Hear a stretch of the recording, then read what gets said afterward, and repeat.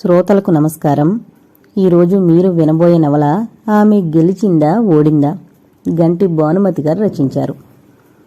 గతం తవ్వుతుంటే అలజడి, అందులోని కొన్నింటిని కూడుతూ, కొన్నింటిని తీసేస్తూ, కొన్నింటిని గుణిస్తూ, కొన్నింటిని భాగిస్తూ పోతుంటే, అలా ఆడిట్ చేస్తూ పోతుంటే మిగిలింది అశాంతి, అసంతృప్తి అనుకుంది పద్మజ. ఒకప్పుడు సాంప్రదాయం, నీతి నియమాలు స్త్రీల జీవితాల్ని నియంత్రించాయి. ఇప్పుడు కాదు. కూతురి జీవితాన్ని నియంత్రిస్తోంది ఆమె మూర్ఖత్వం. కూతురి చదువు, ఆలోచన, అవగాహన, ఆర్జన దాని జీవితాన్ని సుగమం చేయలేదు, పైగా సంక్లిష్టం చేశాయి. ప్రతి నిమిషం ఓ రకమైన పెనుగులాట. తప్పు చేశాను, 100సారి అనుకుంది పద్మజ. నేను తల్లిగా ఫెయిల్ అయ్యాను.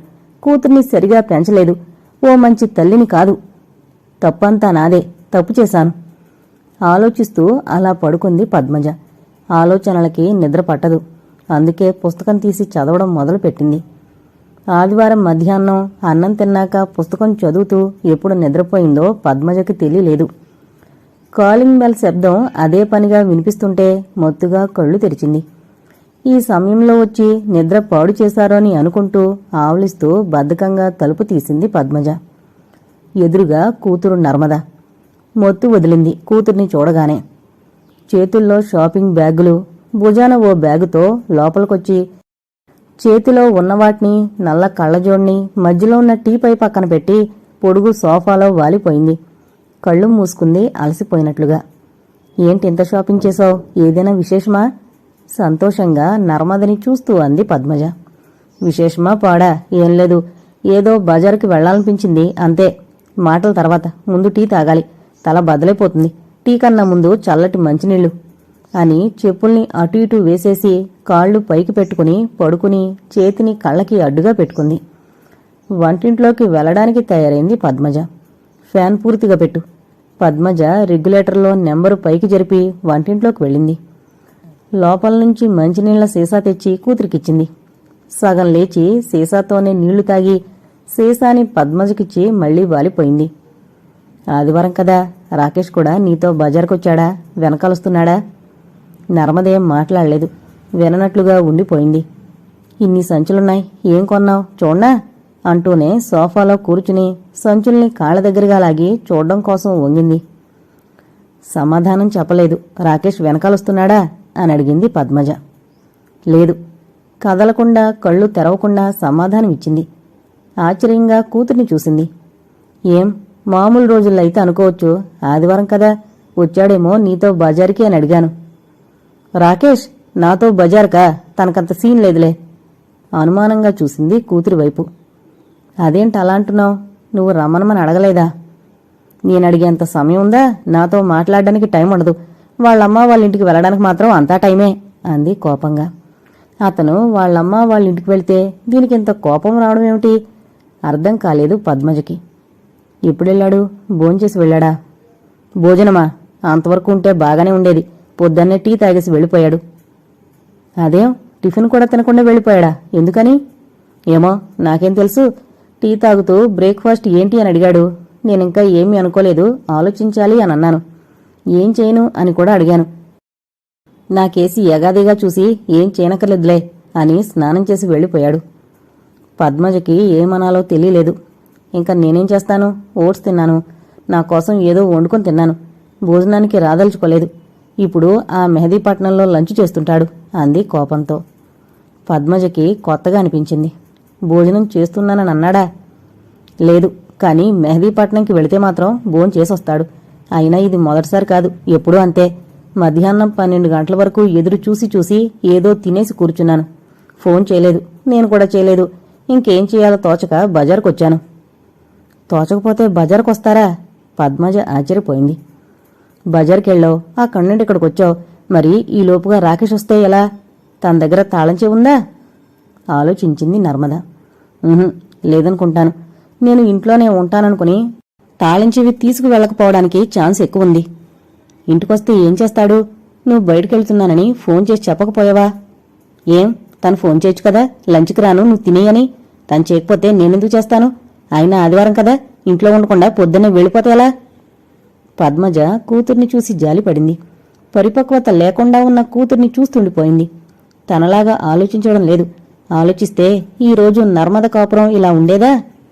ఆదివారం ఇంట్లో ఉండాలనిపించడం లేదంటే కారణం ఏదో ఉండుంటుంది. నర్మదంటే ఆసక్తి తగ్గిపోవడం కావచ్చు. చాలాసార్లు వాళ్ళమ్మ వాళ్ళని దోషులుగా చేసినందుకు రాకేష్కి నర్మద మీద ఇంకా కోపం పోలేదేమో. జరిగిన దానిలో తన తప్పు కూడా ఉందన్న ఫీలింగ్తో సిగ్గుపడుతూ వాళ్ళని మంచి చేసుకునే ఉద్దేశంలో ఉన్నాడేమో. అయినా నర్మద, ప్రతిసారి నీ కోణంలోంచే చూస్తే ఎలా? ఎదుటి వాళ్ళ వైపు నుంచి కూడా ఆలోచించడం నేర్చుకో. నర్మద చెవులు మూసుకుంది. ఆపు, నువ్వు కూడా ఈ పాఠాలు మొదలెట్టావు. ఈ పాఠాలు విని విని విసుగెత్తిపోయాను. నువ్వు ఒక్కదానివే తక్కువయ్యావు. అసలే నాకు తలనొప్పి, అది ఇంకా ఎక్కువైంది. నిన్ను టీ అడిగాను కదా, ఏది? అడిగింది ఇవ్వడం లేదు కానీ రాకేష్ వివరాలు మాత్రం కావాలి. చిరాగ్గా అంది నర్మద. పద్మజ కూతుర్ని చూసింది. ఈ నర్మద తను పెంచిన కూతురు. ఈమె ఇలా ఉందంటే తందే తప్పు. తన పెంపకంలో ఏదో లోపం ఉంది. ఆ లోపం తనదని ఒప్పుకోవడానికి అహం ఒడ్డొచ్చింది. అందుకే కూతుర్ని క్షమించేసింది. పిల్లల తప్పుల్ని తల్లులు క్షమించకపోతే ఎవరు క్షమిస్తారు? కాని ఎక్కడో మనసులో ఏదో ఓ మూల నర్మద మాటలు సూదిలా గుచ్చాయి. తనలాగే రాకేష్ కూడా మొదట్లో నర్మదని క్షమించుండొచ్చు. కాని రాకేష్ తల్లి వాళ్ళు ఎందుకు క్షమిస్తారు? ఎందుకు ఊరుకుంటారు? అందుకే ఈ గొడవలు. పద్మజ కూతురి మొహంలోకి చూసి, కాఫీ డికాషన్ ఉంది అంది. కాఫీనా? తలనొప్పిగా ఉంది. టీ కావాలంటే కాఫీ తెస్తానంటవేంటి? ఈ క్షణంలో నాకు టీ కావాలి, కాఫీ కాదు. అన్నింటికీ ఒత్తులు పెడుతూ కొట్టినట్టుగా మాట్లాడింది. అది కాదే, తలనొప్పికి కాఫీ చక్కగా రిలీఫ్ ఇస్తుంది, అందుకని అడిగాను. కళ్ళు పెద్దవి చేసి తీవ్రంగా చూసింది. నీకు టీ పెట్టడం ఇష్టం లేకపోతే చెప్పు, అంతేకాని కాఫీ తాగు అని అనుకో. పద్మజకి నోట మాట రాలేదు. ఏమనలేక వంటింట్లోకి వెళ్లి ఓ పెద్ద కప్పు నిండా టీ తెచ్చిచ్చింది. కొంచెం తాగాక కప్పుని టీపై మీద పెడుతూ తల్లిని చూస్తూ అంది. ఆకలిగా ఉంది, తినడానికి ఏదైనా ఉందా? ఈసారి ఆ గొంతులో ఇందాకటి కోపం, విసుగు, చిరాకు ఏమీ లేవు. మామూలుగా ఉంది. తల్లి హృదయం మెత్తబడింది. వంటింట్లోంచి 4 రకాల డబ్బాలు తెచ్చిచ్చింది. అన్నీ కిందున్న వెంకట్రెడ్డి స్వీట్స్ దుకాణంలోంచి తెప్పించినవి. వారానికొకసారి 4 రకాల కారాలు తెప్పించుంచుతుంది. నర్మద అవి తింటూ టీ తాగుతుంటే పద్మజ మంచినీళ్లు తెచ్చిచ్చింది. ఇప్పుడు కూతురు చెప్పేది వినాలని లేదు. ఇదివరకలా ఇప్పుడు ఏమాత్రం ఉత్సాహంగా లేదు. నిజానికి ఓ విధంగా చూస్తే తనే నర్మదని ప్రోత్సహించింది. ఏమంటారు మీ ఇంట్లో వాళ్ళు? ఇలా మొదలెట్టి వాళ్ళత్తగారితో తనని పోల్చుకుని గర్వపడేది. కాని తను కలగజేసుకుని నర్మద కోపురాన్ని చిందరవందర చేస్తున్నానని అనుకోలేదు. ఆమె కోపురంలో ఒక్కొక్క ఇటుగా తీసి కదిలిస్తున్నానని అనుకోలేదు. మొన్నటి వరకు రాకేష్ ఆ ఇంట్లో ఉన్నవాడే కదా, ఆదివారం కదా అని నువ్వు నా దగ్గరకు వస్తున్నట్లే రాకేష్ వాళ్ళింటికి వెళ్ళాడు. అంతే. అది నీకు నెగిటివ్గా ఎందుకు కనిపిస్తోంది? నీ పద్ధతి బాగాలేదు. నీ ధోరణి మార్చుకోవాలి, లేకపోతే చాలా కష్టం. మామూలుగా ఉండడానికి ప్రయత్నించు అని తను మామూలుగా ఉండడానికి ప్రయత్నిస్తూ అంది. మూతి తిప్పి తలని ఓ పక్కకి ఎగరేసింది నర్మద. నా ప్రయత్నాలు ఏం ఫలిస్తాయిలే. రోజూ ఆఫీసు నుంచి వాళ్ళింటికి వెళుతున్నాడు. వాళ్ళు మమ్మల్ని విడదీయాలని చూస్తున్నారు. వాళ్ళు విడదీయాలని చూస్తే మీరు విడిపోతారా? అంత నాజుగ్గా ఉందా మీ బంధం? మీ పెళ్లికి, మీ ప్రేమకి అర్థం లేదా? అసలు ఈ పెళ్లి నుంచి, మీ అత్తగారి నుంచి ఏం ఆశిస్తున్నావు? ఆశించడానికేముంటుంది? రోజు ఇక్కడికి రాకు. అక్కడ నీకోసం నర్మద ఎదురు చూస్తుంటుంది. ఆఫీసు నుంచి నేరుగా మీ ఇంటికి వెళ్ళు అని అత్తగారు, మామగారు వాళ్ళు అనాలి. చిరాగ్గా చూసింది కూతురు వైపు. అంటే నీ ఇల్లు, నీ సంసారం బాగుండాలంటే మీ అత్తగారి రికమెండేషన్ కావాలా? రికమెండేషన్తో కాపురాలు బాగుపడతాయా? మంచితనం మీద, నేర్పు మీద, తెలివితేటల మీద, అర్థం చేసుకునే మనసు మీద కాపురాలు నడుస్తాయి. ఒకళ్ళు చెప్తే కాపురాలు బాగుపడతాయంటే ఇన్ని విడాకులు, విడిపోవడాలు ఎందుకు? ముందు నీలో లోపం ఎక్కడుందో తెలుసుకుంటే నువ్వు బాగుపడతావు, మామూలుగా మాట్లాడతావు. నేను ఏం వండినా, ఎలా వండినా ఏం అండవు. పేరు పెట్టకుండా తినేస్తాడు, ఏం చెప్పడు. నాతో మాట్లాడడమే అరుదైపోయింది. నాలోని లోపమేమిటి? ఆ ఇంట్లోంచి వచ్చేయడమా? అక్కడ నాకు వాళ్ళ తత్వాలతో సరిపోలేదు. అక్కడ ఉండలేకపోయాను. అది నా లోపమా? రాత్రిపూట ఎప్పుడో వస్తాడు. సాధారణంగా అక్కడే తినేసి వస్తాడు. ఏం చెయ్యాలి? ప్రశాంతత అన్నదే లేకుండా పోయింది. అది నా లోపమంటావా? రోజు సాయంత్రం వెళతాడు. ఇవాళ పొద్దున్నే వెళ్ళిపోయాడు. మరి నేనేం చెయ్యాలి? ఇదిగో ఇలా బజార్ల వెంట తిరగాల్సొస్తోంది అంది ఏడుపు, బాధ కలిసిన గొంతుతో. నర్మద, రాకేష్ల మధ్య దూరం పెరుగుతుందే కాని తరగడం లేదు. పద్మజ కూతురికి నచ్చజెప్పడానికే ప్రయత్నించింది.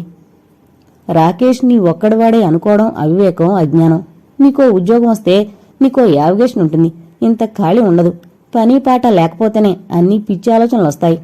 ఆలోచించడానికే టైం లేదనుకో, నీకు రాకేష్లో తప్పులేం కనిపించవు. నువ్వు మారకపోతే తగు మూల్యం చెల్లించుకోవాల్సి వస్తుంది. రాకేష్ మంచివాడు కాదనుకో, నేను నీ మాటల్ని నమ్మేదాన్ని. పైసా కట్నం లేకుండా, ఏ విధమైన గొడవలు లేకుండా, ఏదీ డిమాండ్ చేయకుండా వాళ్ళు పెళ్లికి ఒప్పుకున్నారు. పెళ్లిలో అన్నీ మనకి నచ్చినట్లుగానే చేశాం. అందుకని మీ అత్తగారింట్లో వాళ్ళని నేను తప్పు పట్టను. నీదే తప్పు, నీలోనే తప్పులున్నాయి. నర్మద కళ్ళు తుడుచుకుని మళ్లీ సోఫాలో వాలిపోయి కళ్లమీదే చెయ్యి ఉంచుకుంది. రాకేష్ నర్మద కన్నా మంచివాడు అని పద్మజ అభిప్రాయం. బాధ్యతల్ని అర్థం చేసుకున్నాడు. పెద్దవాళ్లంటే గౌరవం ఉన్నవాడు. భార్యని ప్రేమించాడు. భార్యతో పాటు తల్లిని ప్రేమించాడు. అంతేనా? తనంటే ఎంతో గౌరవం ఉంది. ఎదు చెప్పడు. మరి నర్మద? రాకేష్ తనని గౌరవించినట్లుగా ఆమె తన అత్తగారిని గౌరవించడం లేదెందుకు? నేను రాకేష్కి నచ్చచెప్తాలే. నువ్వు మారడానికి ప్రయత్నించు. పోట్లాడి లాభం లేదు. కోపంతో ఏమీ సాధించలేవు. పైగా నీ విలువని పోగొట్టుకుంటున్నావు. నీ గౌరవం నువ్వు నిలుపుకోవాలి. చిన్నపిల్లల మొండిగా ప్రవర్తిస్తున్న కూతుర్ని మందలించాల్సిన బాధ్యత ఇప్పుడు తన మీదుంది. రాకేష్ నీ మాట విని వేరు కాపురం పెట్టాడు. ఇప్పుడు వాళ్ళమ్మ దగ్గరికి వెళ్లాలంటే నీ పర్మిషన్ కావాలంటే ఎలా? నా పర్మిషన్ తీసుకోవాలని నేననలేదే. నన్ను నిర్లక్ష్యం చేస్తుంటే కోపం రాదా? అయినా ఆ ముసల్ది ఏం చెప్తుందో ఏం మాయ చేస్తుందో అటే పరిగెడుతుంటాడు. కూతురు మాట్లాడుతుంటే వినలేకపోయింది. ఎంత దిగజారిపోయింది. ఇంకే పిల్లతో మాట్లాడడం అనవసరం. నిశ్శబ్దంగా అక్కడి నుండి వెళ్లిపోయింది. కూతురికి ఏం నేర్పించిందో ఆమెకే తెలీదు. చాలా బాగా పెంచిందని మొన్నటి వరకు అనుకుంది. కాని కాదు. చేసిన కూరలు, పులుసు ఓ చిన్న 3 గిన్నెల క్యారియర్లో సర్ది ఓ సంచిలో పెట్టి నర్మద సంచుల పక్కనుంచింది. ఎలా వచ్చావు? బైక్ మీద వచ్చావా? ఎలా వస్తాను? పెట్రోల్ లేదు కదా, ఆటోలో వచ్చాను. పెట్రోల్ ఎందుకు పోయించలేదు అని అడగలేదు. ఇల్లు పెద్ద దూరం లేదు. ఏదో వాకింగ్కి వెళ్ళినట్టు అలా నడిచెళ్లొచ్చు. కాని సంచులు చాలా ఉన్నాయి. సరేలే, కింద ఆటో వాళ్ళున్నారో లేదో చూస్తాను అంటూ లేచి వెళ్లబోతుంటే నాకు డబ్బు కావాలి. మళ్ళీనా అన్నట్లుగా ఆశ్చర్యంగా చూసింది కూతుర్ని. పెళ్ళయి 6 నెలలైంది. కట్నం లేదు కాని పెళ్లికి, పెళ్లి హాలుకి, హనీమూన్కి డబ్బిచ్చింది. నర్మద ఉద్యోగం చేసినా ఏం మిగుల్చుకోలేదు. ఇప్పుడు వేరే కాపురం. ఆ ఇంటికి కావలసినవన్నీ తనే కొంది. ఇంటి అద్దె 4 నెలలు అడ్వాన్స్ తనే ఇచ్చింది. డబ్బు కావాలంటే రాకేష్ని ఎందుకు అడగదు? ఆ ఇంట్లో రాకేష్ కూడా భాగస్వాముడే కదా. 15 రోజుల క్రితమే బ్యూటీ పార్లర్కి వెళ్లాలంటే డబ్బిచ్చింది. అంతా వాడేసింది. అసలు రాకేష్ డబ్బిస్తున్నాడా లేదా? ఆ ఇంట్లో ఓ యంత్రంలా ఉంటున్నాడన్నమాట. నర్మద గురించి అసలు పట్టించుకోవడం లేదని తెలుస్తోంది. తన అవసరాలు తీరడం కోసం అడుగుతోంది. ఎన్ని రోజులిలా? ఎన్ని రోజులు తనివ్వగలదు? ఈ సమస్యకి పరిష్కారమేమిటి? తనకీ ఓ జీవితం ఉంది. ఆ జీవితం గడవడానికి డబ్బు కావాలి. ఇప్పుడు తన వయసు 51. వెళ్లే వయసు. ఏ క్షణాన ఏం జరుగుతుందో, ఏం రోగం వస్తుందో తెలీదు. ఏవీ చెప్పిరావు. అన్నింటికీ తయారుగా ఉండాలి. ప్రతిదీ డబ్బుతో ముడిపడింది. డాక్టర్ల ఫీజులు, మందులు, మాకులు ఒకటేమిటి? అసలంటూ ఒకటి మొదలవుతే అది అలా కొనసాగుతూనే ఉంటుంది. ఇప్పుడు పర్వాలేదు, ఏదో కాల్షియంతో సరిపోతుంది. కాని ముందు ముందు తను పెద్ద తప్పు చేసింది. తన ఆర్థిక పరిస్థితిని కూతురికి చెప్పకపోవడం. గారాబంగా పెంచింది. తన పెంపకంలో అహంకారం మాత్రం నర్మదకొచ్చింది. సంస్కారం రాలేదు. అందుకే ఈ రోజున ఇలాంటి స్థితిని చూడాల్సొస్తోంది. మొన్ననే కదా 3000 తీసుకెళ్లావు. నర్మద తల్లిని ఆశ్చర్యంగా చూసింది. మమ్మీ, ఏంటిది ఇంతలా మారిపోయావు? ఇదివరకు ఎప్పుడైనా లెక్కలడిగావా? ఇప్పుడు కొత్తగా అడుగుతున్నావెందుకని? నా కర్మ ఇలాగుంది. రాకేష్ గనక నాకు డబ్బిస్తే నేనిలా ముష్టి బతుకు బతికేదాన్నా? డబ్బిచ్చేవాడికి పుచ్చుకునేవాడంటే లోకువేలే. నాకేం వద్దు. నువ్వు నాకు డబ్బివ్వక్కర్లేదులే. ఏదో విధంగా రాకేష్కి సర్ది చెప్తాను. Blackmail, emotional blackmail. పద్మజ మెత్తబడింది. వెంటనే నొసలు చిట్లించి నర్మదని చూసింది. రాకేష్కి సర్ది చెప్పడమేమిటి? ఏం జరిగింది? తల్లిని ఓసారి చూసి చూపు మరల్చుకుంది. రాకేష్ మీద కోపంతో ఇంట్లో ఉన్న డబ్బంతా తీసుకుని బజారుకొచ్చేశాను. ఏదేదో కొనేశాను. రేపు దేనికైనా డబ్బు కావాలంటే రాకేష్ని ఎలా అడుగుతాను? ఒకవేళ అడిగితే డబ్బంతా ఏం చేశావు అంటాడు. ఇవన్నీ కొన్నానని చెప్తే ఎందుకు కొన్నావని అంటాడు. ఆపేసింది. పద్మజకి నోటమాట రాలేదు. మొగుడు మీద కోపం వస్తే బజారుకెళ్ళిపోతారా? ఏది కనపడితే అది కొనేస్తారా?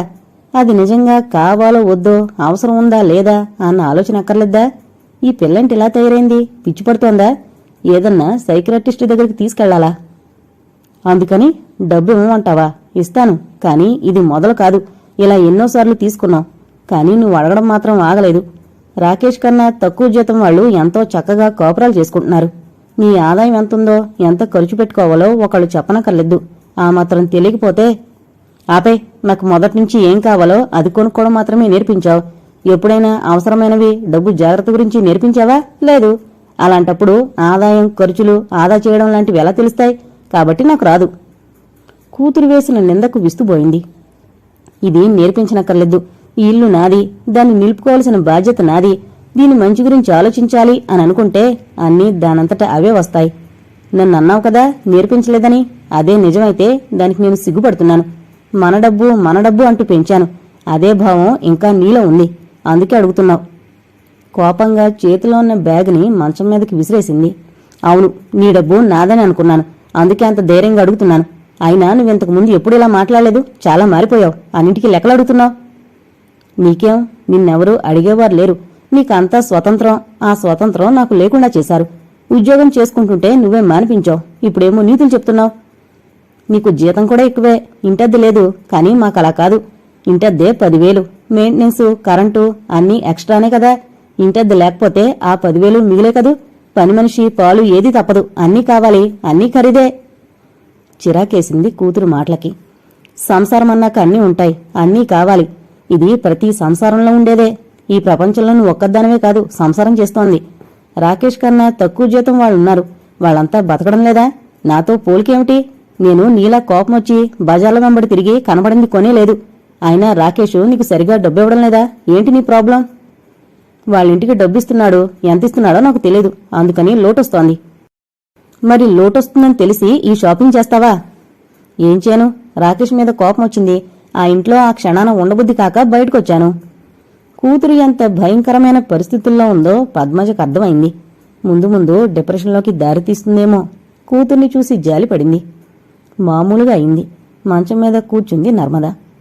మమ్మీ, నువ్వెప్పుడూ అంటావు కదా నీదంతా నాకేనని. అటువంటప్పుడు నాకు అవసరమైనప్పుడు ఇవ్వకపోతే నీ డబ్బు ఆ బ్యాంకులో ఉండి లాభమేమిటి? నాకు నువ్వు డబ్బు సాయం చేయకపోతే ఎవరు చేస్తారు చెప్పు? పసిపిల్లలు అనిపించింది. అలాగేలే, ఇందా తీసుకో అంటూ బీరువా తెరిచి 2,000 ఆమె చేతిలో పెట్టింది. వెంటనే నర్మద అంతకుముందు మంచం మీదకి విసిరేసిన పర్సనందుకుని అందులో పెట్టుకుంది. అన్ని సంచులు తీసుకుని ఇద్దరూ కిందకొచ్చారు. అక్కడున్న ఆటో వాళ్లలో తెలిసిన డ్రైవర్ రాజు ఉన్నాడు. ఆ రాజుకి నర్మద ఇల్లు తెలుసు. అందుకని సామాన్లన్నీ అందులో పెట్టించాక అతని చేతిలో 20 రూపాయలు పెట్టింది. నర్మదని ఆటో ఎక్కించాక ఇంట్లోకొచ్చి సోఫాలో వాలిపోయింది పద్మజ. ఏమనాలో తెలియని స్థితి. దుఃఖం గొంతు దగ్గర ఆగిపోయింది. ఏంటిది? ఎందుకిలా జరిగింది? తన ఆశలన్నీ ఎక్కడ ఆగిపోయాయో, ఎక్కడ నిలిచిపోయాయో కూతురు ద్వారా అక్కడ్నుంచి తీర్చుకుంది. లేదమ్మా, కాదమ్మా, వద్దమ్మా అని అన్నప్పుడల్లా లంచమిచ్చినట్లుగా ఆమె అడిగిందిచ్చేది. నర్మదకి తల్లి మనసు చాలా సులువుగా అర్థమైపోయింది. అందుకే ఏది కావాలన్నా తల్లి వద్దందు చేస్తుంది. అది అవసరమా కాదా అన్న డిస్కషన్ ఎప్పుడూ రాలేదు. ఆలోచించాల్సిన అవసరం నర్మదకివ్వలేదు పద్మజ. ఏమిటి పద్మజ ఈ గారం? ఎప్పుడూ ఏదోటి కొంటుంటావు, నర్మదని పాడు చేస్తున్నావు అని ఎవరైనా అలా అంటే పద్మజ తేలిగ్గా నవ్వేసేది. నాకేమైనా లోటా? దానికి లోటు నేనెందుకు చేస్తాను? నాకదొక్కతే, ముందు వెనక ఎవరూ లేరు, ఉన్నదంతా దానికే. అలా అనుకునే చాలా గొప్ప జీవితాన్ని నర్మదకిచ్చింది. అది తప్ప అతి ప్రేమ, గారాబం తమ మధ్య బంధాన్ని ఏ రకంగా ఉంచిందో ఈ రోజు వరకు ఆమెకు అర్థం కాలేదు. చేసిన గారం నర్మదలో అపరిపక్వతనే పెంచింది. ముద్దు మూర్ఖత్వాన్ని ఎక్కువ చేసింది. నర్మదని తనకి నచ్చినట్లుగా పెంచింది. దాన్ని తన బుర్రతో ఆలోచింపజేసింది. తన అభిప్రాయాలు దానిమీద రుద్దింది. కూతురికి ఓ స్ఫూర్తినివ్వలేదు, ఉత్తేజాన్ని కలిగించలేదు. అందుకే అది ఈ రోజున ఇలా ఉంది. అన్నింటికీ తన నీళ్లలోకొచ్చేస్తోంది. కారణం తనే. చిన్నప్పటినుంచి దాని సమస్యలకి పరిష్కారాలు పద్మజే చూపించింది. ఆమె సంఘర్షణలన్నీ తనవిగానే పద్మజ భావించింది. అన్నింటికీ ఆధారపడేలా చేసింది. అదే తప్ప అది తప్పని అప్పుడు తెలియలేదు. ఇప్పుడు తను చెయ్యాల్సిందేమిటి? డబ్బు విలువ, ఆర్థిక స్వాతంత్రం గురించి చెప్పాలా? బయటికెళ్లి ఉద్యోగం చేసుకునే అమ్మాయికి పెద్దవాళ్ల సహకారం ఎంత అవసరమో చెప్పాలా? అందరూ ఉన్న కుటుంబంలో పిల్లలు ఎంతో ఆరోగ్యంగా పెరుగుతారో తెలియజేయాలా? ఎప్పటినుంచో నర్మద మాటలకి చేతలకి తన మనసులో సంఘర్షణ మొదలైంది. ఆలోచించడం మొదలుపెట్టింది. మనసు ఒక్కసారి జరిగిన సంఘటనలన్నీ గుర్తు తెచ్చుకోవడం మొదలుపెట్టింది. రాకేష్ని పెళ్లి చేసుకోవాలని అనుకున్నప్పుడు ఇంతకన్నా మంచి సంబంధం తెచ్చే స్తోమత తనకుంది. కాని నర్మద ఆనందం కోసం ఒప్పుకుంది. తన అభిప్రాయం దాని సుఖానికి అడ్డు కాకూడదు అనుకుంది. మమ్మీ, పెళ్లి గ్రాండ్గా చెయ్యాలి. మా ఆఫీస్ వాళ్ళు అదిరిపోవాలి. ఆ గ్రాండ్ అన్న దానికి సరైన అర్థం వెతకడానికి పద్మజకి చాలా టైం పట్టింది. ఒక్కతే కూతురు, పైగా పెళ్లి కూడా జీవితంలో ఒక్కసారే కదా జరిగేది. దాని మాట ఎందుకు కాదనాలి అనుకుంది. ఏవేవో చీరలు నర్మదే కొనుక్కుంది. 4 రకాల నగల సెట్లు కొనుక్కుంది. డబ్బు మాత్రమే తనిచ్చింది. వాటి ధరలు చెప్తూ చూపిస్తున్నప్పుడు పద్మజ మనసు మూలిగింది. క్యాటర్తో మాట్లాడడానికి ఏమేం చేయించాలో కూతురు చెప్తుంటే కొంచెం ఖర్చు ఎక్కువవుతుందేమోనని అనిపించినా దాని పెళ్లి కోసం దాచిందే కదా, ఆ మాత్రం ఖర్చు పెట్టచ్చులే అనుకుంది. డాడీ కూడా లేరు, మమ్మీ ఒక్కతే కదా, అన్నీ చేసుకోగలదా లేదా అన్న ఆలోచన కూతురికి రానందుకు బాధపడింది. అసలు అలాంటి ఆలోచన పద్మజ కూతురికి రానీకుండా పెంచింది. పెళ్లిలో కూతుర్ని చూసి సంతృప్తిగా ఫీల్ అయింది. నర్మద సంతోషం కన్నా కావలసింది ఏముంది? డబ్బుదేముంది? పెళ్లి, వంటలు, అలంకరణలు అన్ని అరేంజ్మెంట్స్ని చూసి వచ్చిన వాళ్లు మెచ్చుకుంటుంటే పద్మజ పొంగిపోయింది. ఆ రోజు గుర్తొస్తోంది. పెళ్ళయ్యాక హనీమూన్కి వెళ్లారు. ఆ రోజున వస్తున్నానని చెప్పింది పద్మజ. 20 రోజుల తర్వాత కూతురు వస్తోంది అంటే పద్మజకి కాలు చెయ్యి నిలవలేదు. ఆఫీస్కి ముందరే సెలవు పెట్టేసింది. కూతురు అల్లుడు కోసం ఎదురుచూస్తూ ముందు గదిలో కూర్చుంది. ఉదయం 9 గంటలకి నర్మదా, రాకేష్ వచ్చారు. వెలిగిపోతున్న కూతురి మొహం చూసి ఆనందించింది. రాకేష్కి టిఫిన్ పెట్టి లోపలికి వెళ్ళింది. నర్మద కూడా తల్లి వెనకాలే వెళ్ళింది. ఏదేదో మాట్లాడేస్తోంది. ప్రేమ పెళ్లిళ్లు విజయవంతం అవుతాయి అని మరోసారి అనుకుంది. పద్మజ ఏదేదో అడుగుతోంది. నర్మద గలగలా జవాబులిస్తోంది. వాళ్ళిద్దరినీ అలా చూస్తుంటే ఎవరైనా తల్లి కూతుళ్ళని అనుకోరు, స్నేహితురాళ్ళనుకుంటారు. నర్మదా అంటూ పిలిచాడు రాకేష్. లోపల నుంచి ఇద్దరూ నవ్వుకుంటూ వచ్చి కూర్చున్నారు. చూడు రాకేష్, నర్మద నా కూతురు, కాని ఇద్దరం చాలా క్లోజ్. రాకేష్ పద్మజని చిరునవ్వుతో చూశాడు. దాని మనసు బాధపడితే నాకు బాధ కలుగుతుంది. తను ఏదైనా పొరపాటు చేస్తే నువ్వు కొంచెం సర్దుకుపో. రాకేష్ కొంచెం ఇబ్బందిగా కదిలాడు. మమ్మీ, రాకేష్కి ఆ చైన్ ఇచ్చేసాయి, ఇదే మంచి సమయం అంది నర్మద. పద్మజ అర్థం కానట్లు చూసింది. అదేనమ్మా డాడీ గొలుసు, ఈ ఇంటి అల్లుడికే అని అన్నావు కదా, రాకేష్కిచ్చేయి. పద్మజ అవ్వక్కయింది. ఆ గొలుసా? ఆ గొలుసు భర్త సతీష్ మెళ్ళలో మెరిసిపోతూ ఉండేది. అకాల మరణం భర్తని దూరం చేసినా ఆ గొలుసు తన దగ్గరే ఉందన్న ఒక్క రవ్వ సంతోషం ఉంది. ఇప్పుడు ఆ గొలుసు ఇచ్చేమని ఎలా అడగగలుగుతోంది? ఆ మాట రాకేష్ ఎదుటని కూతుర్ని తక్కువ చేయదలుచుకోలేదు. ఆంటీ, వద్దు, నాకిలాంటి బహుమతులు తీసుకోవడం ఇష్టం ఉండదు. ఈ సంగతి పెళ్లికి ముందే చెప్పాను. నీకు తెలీదు రాకేష్, డాడీవన్నీ నీకే. మమ్మీ నాతో ఎప్పుడూ అంటుంది, మమ్మీవన్నీ నాకు కదా మమ్మీ. పద్మజకేం పాలు పోలేదు. రాకేష్ ఎదుట కూతురు ఇలాంటి సమస్య తెచ్చిందేంటి? ఇంతవరకు గదిలో మాట్లాడినప్పుడు మాట వరసకన్నా బావుండేది. నిజమే, తన దగ్గరున్నదంతా నర్మదకే. ఆ మాట తనే ఎన్నోసార్లంది. దానర్థం ఎప్పుడో ఓ రోజున అని, తన తదనంతరమని. తను ఆ సంగతి సరిగ్గా చెప్పలేదేమో, నర్మదకి అర్థం అవలేదేమో. ఇక చేసేది లేక లోపలికి వెళ్లి చిన్న వెల్వెట్ పెట్టి తెచ్చి రాకేష్ చేతిలో ఉంచింది పద్మజ. తన హృదయంలోంచి ఓ చిన్న ముక్కని తీసినట్లుగా అనిపించింది. వద్దొద్దు అంటున్న రాకేష్కి ఆ గొలుసు మెళ్ళో వేసింది నర్మద. ఆ దృశ్యం చూశాక పద్మజ తేలికపడిన మనసుతో వాళ్ళిద్దరినీ చూసింది. నిజమే, నర్మద రైటు. ఎలాగో ఇవ్వవలసిందే కదా. ఇప్పుడు ఇలా పెళ్ళయి ఇంటికొచ్చినప్పుడు ఇస్తే బావుంటుంది. సమయం సందర్భం బావుంది. ఇంకో చోటుకి వెళ్ళాలి అంటూ లేచి వాచి చూసుకున్నాడు రాకేష్. నర్మద కూడా లేచింది. పద్మజ బొట్టు బరిణ కోసం లోపలికెళ్ళింది. తల్లి వెనకాలే వెళ్ళింది. మమ్మీ, నాకు కొంచెం డబ్బియ్యి, నా దగ్గర ఉన్నదంతా అయిపోయింది. అలాగే అంటూ లోపలికెళ్ళింది. ఇది కూడా ఆమెకు పెద్దగా నచ్చలేదు, కాని పైకి తేలిపోదలుచుకోలేదు. 5,000 తీసుకొచ్చి కూతురు చేతిలో పెట్టింది. ఓ 2 రోజులు అత్తగారింట్లో ఉన్నాక 3వ రోజు సాయంత్రం వచ్చింది. వాళ్ల కూరలు తినలేకపోతున్నాను అంటూ కొంచెం అన్నం తినేసి వెళ్ళిపోయింది. కేవలం అన్నం తినడం కోసమే వచ్చిన కూతుర్ని చూసి జాలిపడింది. పాపం అనుకుంది. అది మొదలు నర్మద ఏదో ఒక సమయాన తల్లికి ఫోన్ చేసినప్పుడు ఇంటికొచ్చినప్పుడు అత్తగారింటి విషయాలు చెప్పేది. అత్తగారు తోటికోళ్లు ఆడపడుచుల గురించి ఏదో ఒకటి చెప్తుంటే ఏనాడు కూతుర్ని వారించలేదు. మధ్య మధ్యలో అక్కడ వాళ్ల వంట బాలేదు, నేనేం తినలేదు అంటూ వచ్చి తినేసి ఇంటికెళ్ళిపోయేది. కూతురి మాటలను బట్టి అత్తగారింట్లో కూతురు సుఖంగా లేదనిపించింది. ఇంతకాలం ఎంతో గారంగా పెరిగిన నర్మద ఆ ఇంట్లో అవమానాలు పొందుతుంటే బాధ అనిపించింది. ఒక్కసారి రాకేష్ తల్లి శాంతతో మాట్లాడితే బావుంటుందనిపించింది. ఏం మాట్లాడాలో ఆలోచించుకుంది. ఇంటికెళ్లాలనుకుంది, కానీ భయపడింది. ఏదైనా మొహం మీద అనేస్తే. అందుకే ఫోన్ నయం. ఆఫీస్లో లంచ్ టైంలో రాకేష్ తల్లి శాంతకి ఫోన్ చేసింది. నేను పద్మజని, నర్మద తల్లిని మాట్లాడుతున్నాను. బావున్నారా? మీరేమిటి పెళ్ళయ్యాక మళ్లీ కనిపించలేదు, మా ఇంటికి రండి అంది శాంత నవ్వుతూ. మనసు తేలికైంది ఆమె నవ్వు మాటలు విన్నాక. మీ అమ్మాయి గురించి దిగులు పడకండి, మా అమ్మాయిలా చూసుకుంటున్నాం. ఇన్నేళ్లు మీ వాతావరణంలో పెరిగింది, పైగా ఒక్కతే. నలుగురు ఉన్న మా ఇంట్లో అడ్జస్ట్ అవడానికి టైం పడుతుంది. వాళ్ళు ఈ కాలం పిల్లలు, మనకన్నా వాళ్ళకి ఎన్నో తెలుసు. మీరేం బెంగపడకండి. శాంత మాటలకి పద్మజ కడుపు నిండింది. చాలా థ్యాంక్స్ అండి. పెళ్ళయ్యాక పిల్ల ఆనందంగా ఉందో లేదో అన్న బెంగ తీరిందండి. ఇప్పుడు నాకు చాలా సంతోషంగా ఉంది. కొంచెం గారాబంగా పెరిగిన అమ్మాయి, పైగా ఇంట్లో ఆమెకు నేను తప్ప ఎవరూ లేరు. నాకర్థమైంది. మా ఇంట్లో మేం మొత్తం 6 ఉంటాం. ఆమె మాతో కలిసిపోతుందన్న నమ్మకం నాకుంది. మీరు నిశ్చింతగా ఉండండి. పద్మజకి చాలా సంతోషం అనిపించింది ఆమె మాటలు విన్నాక. ఈ మధ్యకాలంలో ఎన్నో వింటోంది. చదువుకుని ఉద్యోగాలు చేస్తున్న వాళ్ల వివాహాలే ఎక్కువగా విఫలం అవుతున్నాయని. కూతురిది అలా అవ్వకూడదని అనుకునేది. చిన్న చిన్న విభేదాలున్నా సర్దుకుని జీవితాన్ని కొనసాగిస్తున్న వాళ్ళని చూసింది. విడిపోయిన వాళ్ళని చూసింది. పాలుపోక ఆత్మహత్యలు చేసుకున్న వాళ్ల గురించి టీవీల్లో చూసింది. ఇవన్నీ వింటుంటే కూతురి పెళ్లి, ఆమె జీవితం మీద కొంచెం బెంగుండేది. ఇప్పుడది లేదు. కూతురిలో మెచ్యూరిటీ ఉంది. అది లేదని ఇదివరకు అనుకుంది. కానీ పర్వాలేదు, తన జీవితాన్ని తను దిద్దుకోగలదు. తన కూతుర్ని బాగానే పెంచింది అనుకుంది.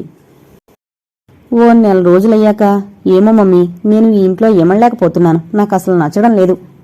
పద్మజకి కూతురు మాటల్లో తప్పేం కనపడలేదు. నిజం కావచ్చనిపించింది. కాని ఇంత తొందరగా కూతురు ఆ మాట అనగలిగిందంటే తప్పు ఆ ఇంట్లో వాళ్లదే.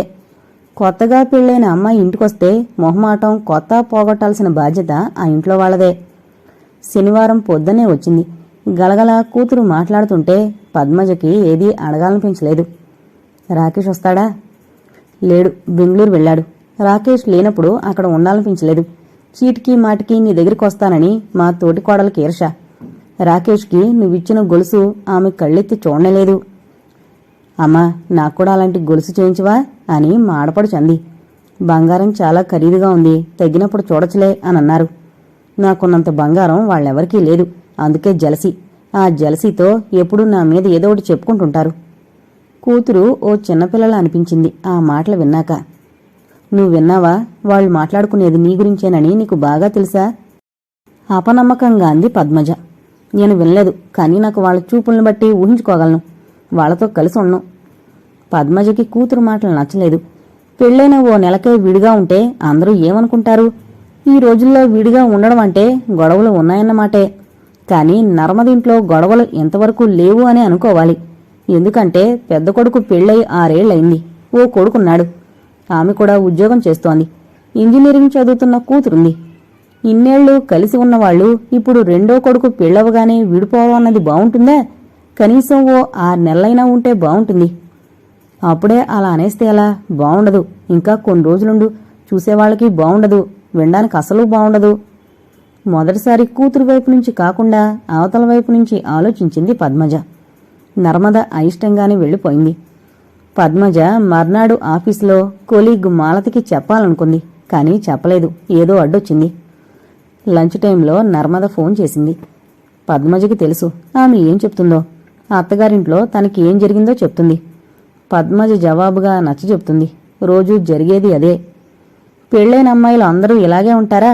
రోజూ తల్లికి అత్తగారింటి వాళ్ల మీద ఏదో ఒకటి చెప్తారా? దీని సంసారం ఏం కాబోతుంది? అయిష్టంగానే మాట్లాడడం మొదలుపెట్టింది. నిన్న నేను రాకేష్ ఆఫీస్ నుంచి వస్తూ హోటల్కెళ్లి భోంచేశాం. ఇంటికొచ్చేసరికి 9 దాటిపోయింది. అందరి భోజనాలు అయిపోయాయి. మా ఇంట్లో అందరూ తొందరగా తినేసి తొందరగా పడుకుని తొందరగా లేస్తారు. ఈ మూడు నాకు అలవాట్లేనివి. మమ్మల్ని చూసి మా అత్తగారు టేబుల్ మీద బోర్లించిన కంచాల్ని తీసి వడ్డించేనా అని అన్నారు. నేనేదో అనబోతుంటే రాకేష్ తినేసొచ్చాం అన్నాడు. అలాగా, అయినా ఓసారి ఫోన్ చేసి చెప్తే బావుండేది అని అన్నారావిడ. మిగిలినవన్నీ కూడా తీసి చెత్త డబ్బాలో పడేశారు. అన్నీ పారేయాల్సొచ్చింది. ముందర చెప్తే మీకోసం కూర అన్నం ఎక్కువ వండేవాళ్ళం కాదు కదా అని తోటికోళ్లంటే, అబ్బా రాత్రిపూట ఏమిటి గొడవ, వాళ్ళిష్టం, ఫోన్ చేస్తే చేస్తారు లేకపోతే లేదు, వాళ్ళిష్టం, వినడానికి విసుగ్గా ఉంటుంది అని ఆడపడుచంది. ఇవన్నీ రాకేష్ విన్నాడు. ఫోన్ చేసి చెప్పావనుకున్నాను అని నన్ను వాళ్ల ముందే తిట్టాడు. నాకు రాత్రంతా నిద్రలేదు. చాలాసేపు ఏడుస్తుండిపోయాను. పొద్దున్న లేవడం లేటైపోయింది. బాత్రూమ్ దగ్గర గొడవైంది. ఇలా అయితే ఎలాగమ్మా? ఆదివారం రాకేష్ వచ్చినప్పుడు అడుగుతాలే. అయినా నీ తప్పు కూడా ఉంది. నలుగురున్న ఇంట్లో అవతల వైపు వాళ్ళ నుంచి కూడా ఆలోచిస్తే గొడవలుండవు. చదువుకున్నాం, విశాలంగా ఆలోచించడం నేర్చుకోవాలి. కాలేజీ అమ్మాయిలా ప్రతిదానికి ఆవేశంగా ఉండడం మంచిది కాదు. పెళ్లి కానప్పుడు ఎలా ఉన్నా పెళ్ళయ్యాక మారాల్సిన అవసరం ఉంది. నువ్వు కూడా నన్నే అంటావా? నువ్వు ఒక్కదానివే తక్కువయ్యావు, నీకు చెప్పడం నా బుద్ధి తక్కువ అంటూ ఫోన్ టక్కును పెట్టేసింది. ఆదివారం రాకేష్ వచ్చినప్పుడు పద్మజ విషయాన్ని కదిలించింది. రాకేష్ విననట్లుగా టీవీ చూస్తుండిపోయాడు. పద్మజకి ఎలాగో అనిపించింది. వెంటనే వంటింటి వైపుగా నడిచింది. నర్మద కూడా వెనకే నడిచింది. రాకేష్ అలా ఉన్నాడేంటి? ఏదైనా జరిగిందా? ఏమోనమ్మా, నా జీవితం ఇలా అలజడిలో అటు ఇటు కొట్టుకుంటోంది. ఏం చెయ్యాలి? జరిగింది చిన్నదో పెద్దదో నాకు తెలీదు.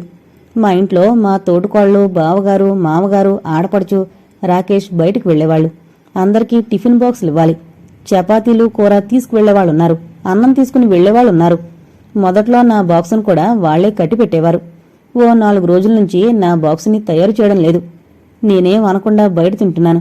ఇప్పుడు రాకేష్ది కూడా తయారు చేయలేదు. ఆ సంగతి నాకు తెలీదు. రాకేష్ వెళ్లిపోతూ బాక్స్ టైం అయిపోతుందని గట్టిగా అన్నాడు. నేను అయోమయంగా డ్రెస్ చేసుకుని వంటింట్లో చూశాను. రాకేష్ బాక్సు ఖాళీగా ఉంది. అత్తయ్యగారు చపాతీలు చేస్తున్నారు. ఆమె రాకేష్ బాక్సు తయారు చేసి బ్యాగులో పెట్టించారు. నా వైపు చూడకుండా గబగబా వెళ్లిపోయాడు. మా అత్తగారు తన గదిలోంచి బయటకొచ్చిన మా తోటికోడల్ని అడిగారు. సౌమ్య, బాక్సు తయారు చేయలేదేం? నాకు టైం అయిపోతుంది. అయినా నర్మదకి కొత్త కదా అని మొదట్లో నేను చేశాను. కాని ఇల్లు, వంటిల్లు, ఏ సామాన్లు ఎక్కడుంటాయో అన్నీ తెలిసాయి కదా. తను కూడా వంటింట్లోకొచ్చి కొంచెం సాయం చేయొచ్చు. కనీసం అందరి బాక్సులు కట్టే సాయం చేస్తే బావుంటుంది. ఆమె ఏం చేయనప్పుడు నేనెందుకు చేస్తాను? అప్పుడు నాకు అర్థమైంది. మొదట్లో నా బాక్సు, మరో 2 రోజులకి రాకేష్ బాక్సు తయారు చేయకపోవడానికి కారణం ఇది జరిగింది. 2 రోజుల నుంచి నాతో ఇంట్లో సరిగ్గా మాట్లాడడం లేదు. నేనేదో వాళ్ల శత్రువుని అన్నట్లు చూస్తున్నారు. నాకక్కడ ఉండబుద్ధి కావడం లేదు. ఇంకా ఇవాళిక్కడికి వచ్చేశాం. రేపు సోమవారం ఏం చేయాలో తెలియడం లేదు. వేరే ఉద్యోగం చూసుకుంటాను. ఈ ఉద్యోగం మానేస్తాను. ఆ బాక్సులు చపాతీల కోసమా? దీనికోసం ఇంట్లో కూర్చుంటావా? ఎవరైనా నవ్వుతారు. అయినా నీ ఇష్టం. టైం మేనేజ్మెంట్ నీకు తెలియాలి. ఇక్కడంటే నువ్వు నీకు నచ్చినట్లుగా ఉన్నావు. అన్ని చోట్ల అలా పనికిరాదు. పెళ్ళైతే అవన్నీ మానుకోవాలా? నాకు నచ్చినట్లుగా అక్కడ కూడా ఉండొచ్చు కదా. ఉండకూడదా? ఏంటి మమ్మీ చెప్పు. కూతురు చేసింది పద్మజకస్సలు నచ్చలేదు. నర్మదా అంటూ రాకేష్ పిలిచాడు హాల్లోంచి. వస్తున్నా అంటూ నర్మద వెళ్ళిపోయింది. ఓ 5 నిమిషాలయ్యాక పద్మజ పెసరట్లు వేసిన ప్లేటు కూతురికి, అల్లుడికి ఇచ్చింది. రాకేష్ నిశ్శబ్దంగా తినేసి వాచి చూసుకుంటూ లేచాడు. పద్మజ ఏదో అనాలనుకుంది. కాని రాకేష్ సీరియస్గా వెళ్ళిపోయాడు. ఏదో మొక్కుబడిగా వస్తానంటీ అనేసి. మర్నాడు పద్మజ ఆఫీసుకి తేరవుతుండగా నర్మద ఫోన్ చేసింది. మళ్లీ గొడవ జరిగిందని, అయితే ఈసారి స్నానం కోసం బాత్రూం దగ్గరని. పద్మజకి కోపం వచ్చింది. ఈ విషయం తనకు చెప్తే లాభమేమిటి? తన సంసారం తను చూసుకోవాలి. ఇంట్లో ఉన్న వాళ్ళందరితో శత్రుత్వం పెట్టుకుంటే ఎవరికి నష్టం? 4 అవుతుండగా ఆటో చేసుకుని పద్మజ దగ్గరకొచ్చింది. శనివారాలు ఆఫీసు సగం రోజు. అన్నీ మరిచిపోయి తల్లి చేసిన టిఫిన్ తిని టీ తాగుతూ కూర్చుంది. పద్మజకి కూతురు నుంచి ఏ విధమైన ఫిర్యాదులు రాకపోతే బాగుండనిపించింది. సంసారం అన్నాక చిన్నా చితక గొడవలుంటాయి, సర్దుకోవాలి. పర్వాలేదు, కూతురు సర్దుకుంది అని అనుకుంది. రాకేష్ వచ్చే వరకు కూర్చుంది. రాకేష్ వచ్చాక ఇద్దరూ వెళ్ళిపోయారు. ఆ తర్వాత రాకేష్ రావడం మానేశాడు. అమ్మా, నీ స్కూటీ నేను వాడుకుంటాను. తెల్లబోయింది పద్మజ. అది తను వాడుతోంది, దానికెందుకు? నర్మదకిచ్చేస్తే తనెలా వెళ్ళాలి? మరి నేనేం చేయను అంది విసురుగా. ఇక్కడికి రావాలంటే ఆటోలకి చాలా డబ్బైపోతుంది, అందుకని అడిగాను. నీ ఇష్టం, నీకు ఇవ్వాలనిపిస్తే ఇయ్యి, లేకపోతే లేదు అస్త్రం వేసింది. తీసుకో, నా ఆఫీసు చాలా దగ్గరేగా, నేనే ఆటోలో వెళ్తాను, నాకు మినిమం అవుతుంది అని తాళం చెవి అప్పటికప్పుడు ఇచ్చేసింది. మమ్మీ, మమ్మల్ని సంక్రాంతికి పిలుస్తున్నావా? మా అత్తగారు అడిగారు. ఇంకా నెల రోజులుంది కదా, నేను రాకేష్కి ఫోన్ చేస్తాను, అయినా ఈ ఆదివారం వచ్చినప్పుడు చెప్తాను. 7:30 అయ్యాక నర్మద స్కూటీ తీసుకుని వెళ్ళిపోయింది. ఆమె వెళ్లేసరికి రాకేష్ ఇంట్లో ఉన్నాడు. అందరూ భోజనానికి కూర్చుంటున్నారు. నర్మదా, నువ్వు కూడా వచ్చేసాయి, నేను తినేసి వచ్చేశాను అంటూ తన గదిలోకి వెళ్ళిపోయింది. ఆ బైక్ ఎవరిది అంటూ రాకేష్ అన్నయ్య లోపలికొచ్చాడు. ఏ బైక్? మన పార్కింగ్ స్థలంలో ఉందా?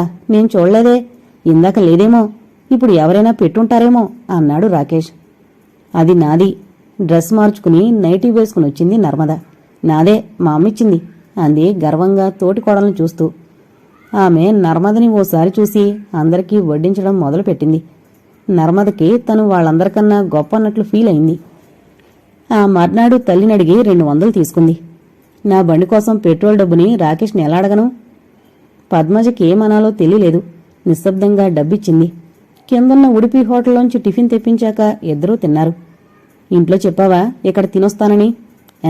అంటూ చపరించి, వాళ్ళకి తెలుసులే, నీ దగ్గరికి వస్తున్నానంటే భోంచేసి వస్తానని ప్రత్యేకంగా చెప్పనక్కర్లే, ఇంక వెళ్ళిపోతాను, రాకేష్ వచ్చే టైం అయింది. ఓసారి నర్మదని తీసుకువెళ్లడానికి రాకేష్ వచ్చినప్పుడు పద్మజ విషయాన్ని కదిపింది. నర్మదకి తండ్రి లేడన్న లోటు తెలియకుండా పెంచాను, ఏదడితే అది కొనిపెట్టాను. అది బాధపడితే చూడలేను, తట్టుకోలేను, అది నా బలహీనత కావచ్చు. కానీ రాకేష్ విసుగ్గా చూశాడు ఆమెను. ఆమెనంత బాధ పెట్టేవేవీ మా ఇంట్లో జరగడం లేదు. ఆమెకు నచ్చినట్లుగా ఆమె చేసుకుంటోంది. ఆమెను ఎవరూ అడ్డుకోవడం లేదు. ఆమెకిష్టం వచ్చినట్లుగా ఉంటోంది. ఆమెకు మా ఇంట్లో ఏ కష్టం లేదు. ఆమెను ఎవరూ ఏమీ అనరు. అయినా మీ దగ్గరకొచ్చి కంప్లైంట్స్ ఇస్తోంది. మా వల్ల ఆమెకు బాధలు ఏమున్నాయో మాకు తెలీదు. కానీ ఆమె వల్ల ఇంట్లో ప్రతిరోజు ఫ్రిక్షన్, ఏ ఘర్షణ జరిగినా దానికి మూల కారణం నర్మదవుతోంది. మీ ఇంటికి మా ఇంటికి తేడాలున్నాయి. పెళ్లికి ముందు ఇవన్నీ నేను చెప్పాను. మా ఇంటికి కూడా తీసుకువెళ్లాను. అప్పటినుంచే మనసుని ప్రిపేర్ చేసుకుని ఉండాలి కదా. ప్రతిరోజు కొత్తే. ఎడ్జిస్ట్ అన్న పదం అసలే లేదు. ప్రతిసారి మా ఇంట్లో అలా చేస్తాం, ఇలా చేస్తాం, మా మమ్మీ ఇట్లాగా అట్లాగా, ఇవేం కంపారిజన్స్? ఇంట్లో వాళ్ళకి నరకం చూపిస్తోంది. మీరు ఆమెను వెనకేసుకుని రావద్దు. మీకు వీలైతే మంచిగా ఉండమని ఆమెకు చెప్పండి అన్నాడు కోపంగా. నర్మదా, రాకేష్ ఎప్పుడు వెళ్లారో గమనించలేదు. రాకేష్ అంటోంది నిజమేనా? వాళ్ళింట్లో జరుగుతోంది అదేనా? కూతురి మీద ప్రేమతో తన ఆలోచనాశక్తిని పోగొట్టుకుందా? ఇందులో తన తప్పు ఎంతుంది? కూతుర్ని సరిగ్గా పెంచలేదా? రాకేష్ అంత కోపంగా అనగలుగుతున్నాడంటే ముందు ముందు దాని జీవితం ఏమవుతుందో అన్న దిగులు పట్టుకుంది. నర్మద అత్తగారింట్లో విషయాలు భూతద్దంలోంచి చెప్తుంటే తను ఆనందించింది. పైగా తన కష్టాల్ని తనతో చెప్పుకుంటోందనిపించింది. అందుకే తప్పనిపించలేదు. ఇప్పుడేం చెయ్యాలి? ఓ తల్లిగా తన కూతురి వైవాహిక జీవితాన్ని రక్షించడానికి ప్రయత్నం చెయ్యాలి. ఎలా? ఆదివారం సాయంత్రం నర్మదా, రాకేష్ వచ్చారు. ఓ 5 నిమిషాలు కూర్చుని రాకేష్ వెళ్ళిపోయాడు. పద్మజ టిఫిన్ చేస్తోంది. టిఫిన్ చేయకు, రాకేష్ వెళ్ళిపోయాడు. నివ్వెరపోయింది పద్మజ. అదేం, నాతో చెప్పి వెళ్లే మనిషి ఇవాళ చెప్పలేదేం? నర్మద నిశ్శబ్దంగా ఉండిపోయింది. నర్మద గదిలోకి వెళ్లి పడుకుంది. ఇలాంటిది ఏదో ఓ రోజున జరుగుతుందని పద్మజకు తెలుసు. నర్మద ఏదో అనుంటుంది. గొడవ చిలికి చిలికి పెద్దదే ఉంటుంది. రాకేష్కి ఏం చేయాలో తెలియక ఇక్కడ వదులుంటాడనిపించింది. పద్మజ గదిలోకి వెళ్లి కూతురి పక్కగా చోటు చేసుకుని కూర్చుంది. కళ్ళు మూసుకుంది, కాని అది నిద్ర కాదు అని తెలుసు. అందుకే తల మీద చేయి వేసి నిమిరింది. ఏం జరిగింది? మెల్లగా అడిగింది. వెంటనే జవాబివ్వలేదు. మరోసారి అడిగాక చెప్పడానికి లేచి కూర్చుంది. నిన్న పని మనిషి రాలేదు. ఇంట్లో అందరికీ అన్నీ చేయడానికి టైం లేదని నేనేం చేశానంటే మా తోడుకోళ్ల దగ్గరికి వెళ్ళి అన్నాను, ఇప్పుడు వంట చేస్తే టైంకి ఇవ్వడానికి అవదు. నేను కుమారికి ఫోన్ చేసి చపాతీలు కూర ఇవ్వమంటాను, తెప్పించుకుందాం. ఈ పూటకి ఇంట్లో వంటకర్లేదు అని ఆమె సమాధానం కోసం ఎదురు చూడకుండా ఫోన్ చేశాను. వాళ్ళకేదో పని తగ్గిద్దామని నా ఆలోచన. రాకేష్ టిఫిన్ వద్దన్నాడు. మామగారు, బావగారు తీసుకెళ్లారో లేదో నేను చూడలేదు. అన్నీ అలాగే ఉన్నాయి. అత్తయ్య ఫోన్ చేసి ఎవరి పని మనిషినో పిలిపించి గిన్నెలన్నీ తోమించాక వంట చేశారు. పోనీ తింటారేమోనని ఆ చపాతీలు వేడి చేసి వేశాను. సగం సగం తిని వదిలేశారు. సరిగ్గా కాలేదన్నారు. నేను అన్నం తినలేకపోయాను. అవమానం అనిపించింది. పద్మజకి ఆమె చేసిన దానిలో తప్పేం కనిపించలేదు. ఈసారి నర్మద తప్పులేదు. మధ్యాహ్నం రాకేష్ సాయంత్రం ఢిల్లీ వెళ్లాలట, అందుకని వచ్చేశాడు. నేను జరిగింది చెప్పాను. ఆ కుమారి చేసే చపాతీలు కూరలు మా ఇంట్లో వాళ్ళు నేను తినలేం. వాళ్ళని అడగకుండా ఎందుకు తెప్పించావు? నువ్విప్పుడొచ్చావు. మేం ఓ 15 ఏళ్ల నుంచి ఇక్కడే ఉంటున్నాం. నీకన్నా మాకు ఆ కుమారి వంటల సంగతి బాగా తెలుసు. అమ్మనడిగావా తెప్పించాలా వద్దాని? వాళ్ళని అడగకుండా ఎందుకు తెప్పించావు? పైగా శనివారం, నాన్నగారు వదిన ఏం తినరు. సంప్రదించి తెప్పించుంటే బావుండేది. అడగకుండా తెప్పించావు. పైగా వాళ్ళు తినలేదని బాధపడ్డమెందుకు అని వెళ్ళిపోయాడు. వచ్చిరాగానే నన్ను నీ దగ్గర దింపేమన్నాను, దింపేశాడు. మమ్మీ చెప్పు, నేను చేసింది తప్ప అంటూ ఏడ్చింది. ఏం చెప్పి నర్మదని ఓదార్చాలో పద్మజకు అర్థం అవలేదు. మర్నాడు కూడా నర్మద అక్కడే ఉండిపోయింది. కూతురిని తీసుకెళ్లి దింపేయాలనుకుంది. అది కూతురి అభిమానం దెబ్బతీస్తుందనిపించింది. అలానే కూతురునుంచుకుని అందరికీ సంజేషీలు ఇచ్చుకోవాలని లేదు. మరో 2 రోజులు గడిచిపోయాయి. పద్మజకేం చెయ్యాలో తెలియలేదు. రాకేష్ వచ్చాడు. నర్మద బొమ్మలా కూర్చుంది, కాని మాట్లాడడానికి ప్రయత్నించలేదు. చిన్నపిల్లలా గొడవ పెడతావేంటి? ఇంత పంతం సాధిస్తావేంటి? నిన్నెవరూ ఏమీ అనకుండానే ఇంత చిన్న విషయానికి ఇంత పెద్దగా చేస్తావా? ఓ, నేను లేనప్పుడు నా గురించి ఇంట్లో అందరూ మాట్లాడుకున్నారన్నమాట. ఇలా నా మీద చెప్పి మనిద్దరి మధ్య గొడవలు కల్పించడమేమిటి? పద్మజకి భయం వేసింది. ఇంతవరకు రాకేష్ తన ఎదురుగా ఒక్కసారి కూడా గట్టిగా మాట్లాడలేదు. ఇవాళ గట్టిగా మాట్లాడమే కాదు, గొడవ కూడా పడుతున్నాడు. ముందు ముందు ఏం జరగబోతోంది? కూతుర్ని క్షమించమని రాకేష్ని అడగాలా? లేకపోతే నచ్చజెప్పి రాకేష్తో వెళ్ళమననాలా? ఆమె నోట్లోంచి మాట రాలేదు. ఇద్దరూ వాదించుకుంటున్నారు. నేను ఆ ఇంటికి రాను, నాకు అవమానం జరిగింది. నిస్సహాయంగా చూస్తూ ఉండిపోయింది పద్మజ. ఆంటీ, మీరంతా విన్నారుగా. నర్మద మూలంగా నేను కూడా ఇంట్లో వాళ్ళకి అలసైపోయాను. మేం లేనప్పుడు మా గురించే చర్చలు. ఎంతో ప్రశాంతంగా ఉండే ఇల్లు ఇలా తయారైందంటే ఇంట్లోకి రావడానికే విసుగ్గా ఉంటోంది. నాకైతే పిచ్చి పడినట్లుగా ఉంటోంది. టెన్షన్, బీపీ, షుగర్ వస్తాయేమో అని అనిపిస్తోంది. రాకేష్, ఎక్కువ మాట్లాడుతున్నావు. నువ్వన్నవన్నీ నేను అనగలను. మనిద్దరం కలిసి ఉండాలని నువ్వు అనుకుంటే, ఈ పెళ్లిని రక్షించాలని నీకు అనిపిస్తే మనం వేరే ఇంట్లో ఉండాలి. ఆ ఇంట్లో నేనున్నాను. నీ ఇష్టం, నువ్వేం చేస్తావో నాకు అనవసరం. కూతుర్ని అడ్డుకోలేకపోయింది పద్మజ. పడనప్పుడు విడిగా ఉంటేనే నయం అనిపిస్తోంది. కూతురి సుఖం చూడాలి.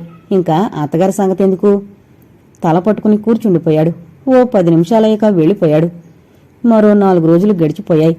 రాకేష్ ఫోన్ చేయలేదు. నర్మద కూడా చేయలేదు. పద్మజకి భయం వేసింది. విడిపోతారా ఏంటి? చూస్తూ ఊరుకోవడానికి లేదు, ఏదో ఒకటి చెయ్యాలి. నర్మద ఉద్యోగం మానేసింది. ఒక్కత్తి ఇంట్లో ఉంటోంది. ఏదైనా జరిగితే అన్న భయం పద్మజలో ఎక్కువైపోయింది.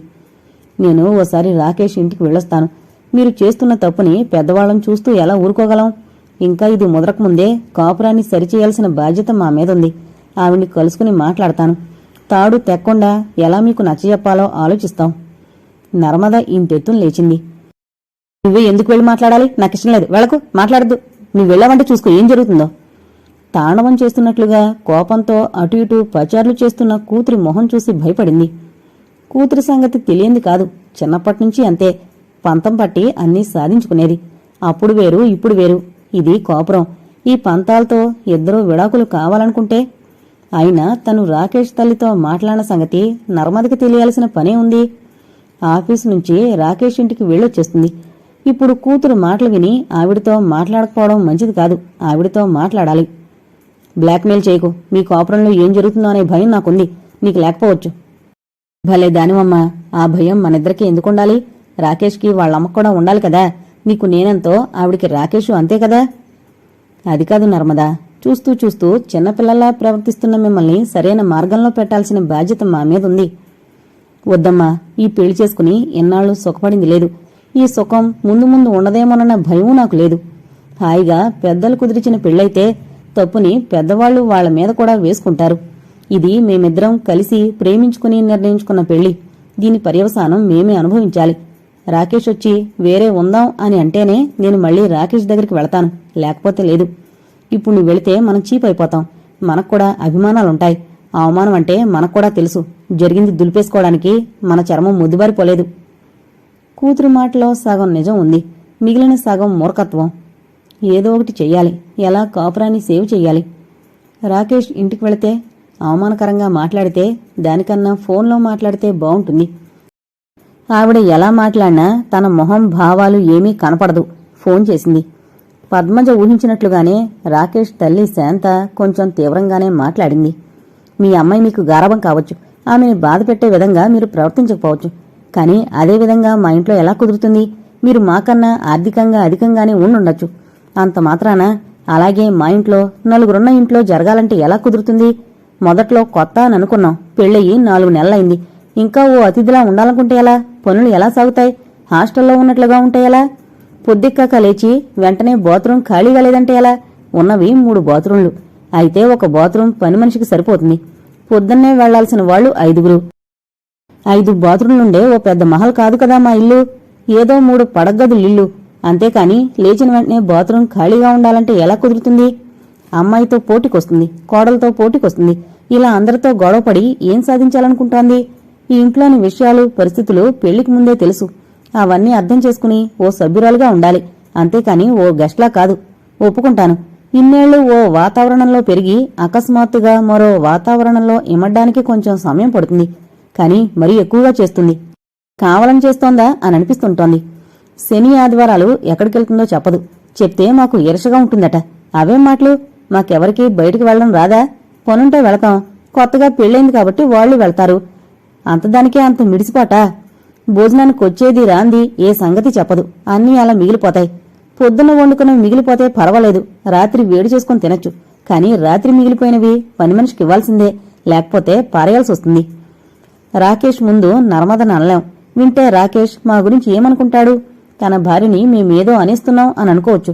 అందుకని మేమెవరం కూడా నర్మదని ఎప్పుడూ కూడా ఏమీ అనలేదు. పెళ్లికి ముందు సంగతి వేరే. తర్వాత కొన్ని విషయాల్లోనైనా మారాలి కదా, రాజీ పడాలి కదా. రాజీ పన్ను అంటూ కయ్యానికి కాలు దువ్వుతే ఎలా? ఇంటి పనులు చేయమని అనలేదు. వంట నేనే చేస్తాను. వంట నాకు కష్టం కాదు. కోడలతో చేయించను, కూతురుతోనూ చేయించను. మీ అమ్మాయితో కూడా చేయించలేదు, చేయించను. భోజనాలకి కూర్చునే ముందు నీళ్లు, ఊరగాయలు పెట్టడం, కంచాలు పెట్టడం లాంటి చిన్న పనులు కూడా చేయదు. అయినా ఎవరూ ఏమీ అనుకోలేదు. కాని ఒకటి తను గుర్తుపెట్టుకోవాలి. ఇంట్లో ఉన్నవాళ్లు పనివాళ్లు కారు అని. అంతేనా? ఈ కూర మా మమ్మీ ఇలా చేస్తుంది, మేమిలా, మా ఇంట్లో అలా అనంటూ అన్నింటికీ పేర్లు. ఆఫీస్ నుంచి వచ్చేటప్పుడు ఏదైనా తీసుకురా అనంటే నాకు అలవాట్లేదు. అన్నీ మేం ఫోన్ చేసి తెప్పించుకుంటాం. ప్రతిదానికి ఎదుటివారిని కించపరచడం. మీరుంది బజార్లో, అన్నీ మీకు దగ్గర, మాకన్నీ దూరం. ఇంట్లో వాళ్ళందరం బయటికి వెళ్లి వచ్చేటప్పుడు ఇంటికి అవసరమైనవి ఏదైనా ఉంటే తీసుకొస్తారు. కొంచెమైనా బాధ్యత తీసుకోవాలి కదా. కాలేజీ అమ్మాయిలాగా నేనేం చేయను అంటే ఎలా? ఇవన్నీ ఎందుకు? అనవసరం. నర్మదని మేమేం అనలేదు. జరిగిన దానిలో మా తప్పేం లేదు. అంతా మా తప్పే అని అనడంలో అర్థం లేదు.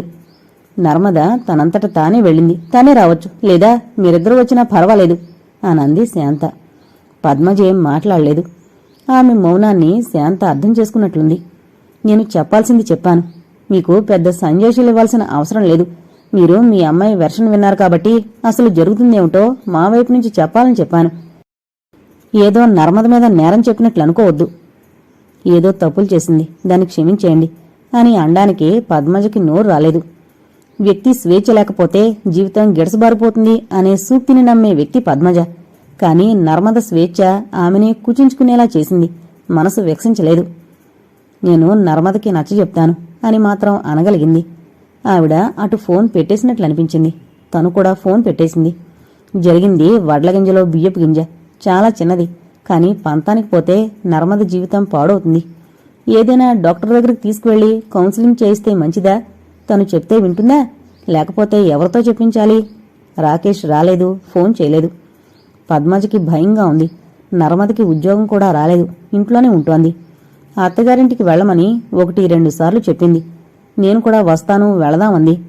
నేను నీకు బరువు అని అనుకుంటే చెప్పు, అంతేకాని వెళ్లమని అనకు.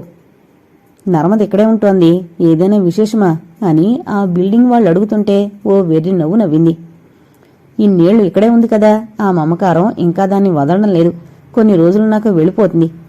ఆ సమాధానం వాళ్ళకి తృప్తినిచ్చిందేమో. కాని పద్మజకే ఎంతో ఆశ్చర్యం వేస్తోంది. తనేనా అంత అబద్ధమాడేసింది? అలా సమాధానం ఇవ్వాలని తను ముందే అనుకుంది కాదు. వాళ్లు ఎదురుపడ్డం, ప్రశ్నించడం, అనాలోచితంగా జవాబిచ్చేసింది. ఓ రోజున రాకేష్ ఫోన్ చేశాడు. సాయంత్రం కాబట్టి పద్మజ కూడా ఇంట్లోనే ఉంది. తెలిసి జరిగినా తెలియక జరిగినా కొన్ని తప్పులకి శిక్ష పడాల్సిందే. మనం మనుషుల మధ్య ఉంటున్నాం. కొన్ని 100 మందికి జవాబు చెప్పుకోవాల్సిన పరిస్థితి వస్తోంది. నాకు ఇంట్లో వాళ్ళకి అవమానం కలిగించేలా చేసినా నేను నీతో కలిసి ఉండాలని అనుకుంటున్నాను. నీ ఇష్ట ప్రకారమే జరుగుతుంది. ఇంట్లో వాళ్ళ బలవంతం మీదనే ఇది జరుగుతోంది. ఎందుకంటే వాళ్ళు కూడా మనం విడిగా ఉంటే సంతోషంగా ఉంటావేమో అని అనుకుంటున్నారు. నీకు నచ్చిన చోట ఇల్లు చూడు, మనం వేరే ఉందాం. నర్మద మొహంలోని వెలుగు చూశాక పద్మజకి కొంచెం అర్థమైంది. మిగిలింది నర్మద చెప్పేసింది. కూతురు తన పంతం నెగ్గించుకుని తను చెప్పిన మాట వినేలా రాకేష్ని చేసినందుకు పద్మజ కొంచెం గర్వపడింది, కొంచెం సంతోషపడింది. ఎవరికీ సంజయ్షి ఇవ్వవలసిన పరిస్థితి రాకుండా ఉన్నందుకు. నర్మద ఆ తర్వాత తల్లితో అంది, ఈ ఏరియా నాకు చిన్నప్పటి నుంచి అలవాటైంది. నేను ఎక్కడెక్కడో చూసుకుంటే బాగుంటుంది కదా మమ్మీ. ఆలోచన వచ్చి రాగానే ఇద్దరూ ఇంటివేటలో పడ్డారు. పద్మజ వాళ్ల బిల్డింగ్ కిందున్న దుకాణాల వాళ్లనే కనుక్కుని చెప్పమంది. పేపర్లో చూశారు. బ్రోకర్లని కలుసుకున్నారు. నర్మద తనే వీధులన్నీ తిరిగింది. ఆఖరికి గాయత్రి నర్సింగ్ హోం పక్కనున్న రోమా టవర్స్ దొరికింది. రాకేష్కి ఆ సంగతి వెంటనే చెప్పేసింది. రాకేష్ శనివారం పొద్దున్నే వచ్చాడు. నర్మదతో కలిసి ఇల్లు చూడ్డానికి వెళ్లాడు. వాళ్ళిద్దరూ జంటగా కలిసి వెళ్లడం చూశాక పద్మజ మనసు కొంచెం కుదుటపడింది. పర్వాలేదు, నర్మద సంసారం గాడిలో పడిందనుకుంది. ఓ గంట తర్వాత ఇద్దరూ కలిసొచ్చారు. రాకేష్ ఏం మాట్లాడకుండా కూర్చున్నాడు. నర్మద ఉత్సాహంగా గలగలా మాట్లాడేస్తోంది. ఏ గదికి ఏం కావాలో, ఏం కొనాలో, ఏ సామాను ఎక్కడ కొనాలో అన్నీ చెప్పేస్తోంది. అసలు సామాను కొండమెందుకు, మీ ఇంట్లోంచి కొంచెం, మా ఇంట్లోంచి కొంచెం తెచ్చుకుంటే సరి అని రాకేష్ కనిపించింది. కాని అనాలపించలేదు. పద్మజ కూడా ఈ సామాన్ల మీద పెద్ద ఉత్సాహం చూపించలేదు. తన దగ్గరున్నవిస్తే సరి అనుకుంది. మమ్మీ, నువ్వే స్పాన్సర్ చేయాలన్నింటికీ. మళ్ళీ అదే దెబ్బ. రాకేష్కి ఎదురుగా నేనివ్వను అని అనలేకపోయింది. మేం కొనుక్కుంటాం అని రాకేష్ అనలేదు. తప్పనిసరిగా పద్మజ లిస్ట్ రాయాల్సి వచ్చింది. తనకి తానే నచ్చ చెప్పుకుంది. నర్మదొక్కతే, పోటీకి వేరే ఎవరూ లేరు. కొండంలో తప్పే ఉంది.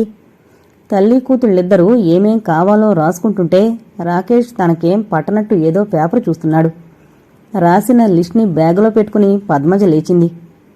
మమ్మీ, 4 నెలల అడ్వాన్స్ ఇవ్వమన్నాడు ఇంటివాడు. రాకేష్ ఆ విషయం తనది కాదన్నట్లుగా పేపర్లోంచి తల తీయలేదు. పద్మజ లోపల నుంచి చెక్ బుక్ తీసుకొచ్చి 2 చెక్కులిచ్చింది. రాకేష్ వారించలేదు. నర్మద తీసుకుంది. అత్తగారింట్లో ఉంటే ఈ డబ్బు మిగిలేదు కదా, ఈ ఖర్చులవి ఉండవు కదా అని పద్మజ కనిపించింది. కాని కూతురి ఇష్టాన్ని కాదనలేకపోయింది. పైగా ఇప్పుడు నర్మదకి ఉద్యోగం కూడా లేదు. మరి ఎలా కొనుక్కుంటుంది? రాకేష్ని ఎలా అడగగలుగుతుంది? తనే ఇవ్వాలి. అయినా నర్మద కోసమని అది పుట్టిన దగ్గర్నుంచి పొదుపు చేస్తూనే ఉంది. ఆ డబ్బు దాందే. దానికోసం ఇవ్వడం భావ్యం. తను మాత్రం డబ్బు దాచుకుని ఇవ్వాల్సింది నర్మదకే కదా. అవసరమైనప్పుడు ఇవ్వకపోతే ఆ డబ్బుండి ప్రయోజనమేమిటి? తనని తాను సముదాయించుకుంది. అది ఓ ముసుగు అని ఆమెకు తెలుసు.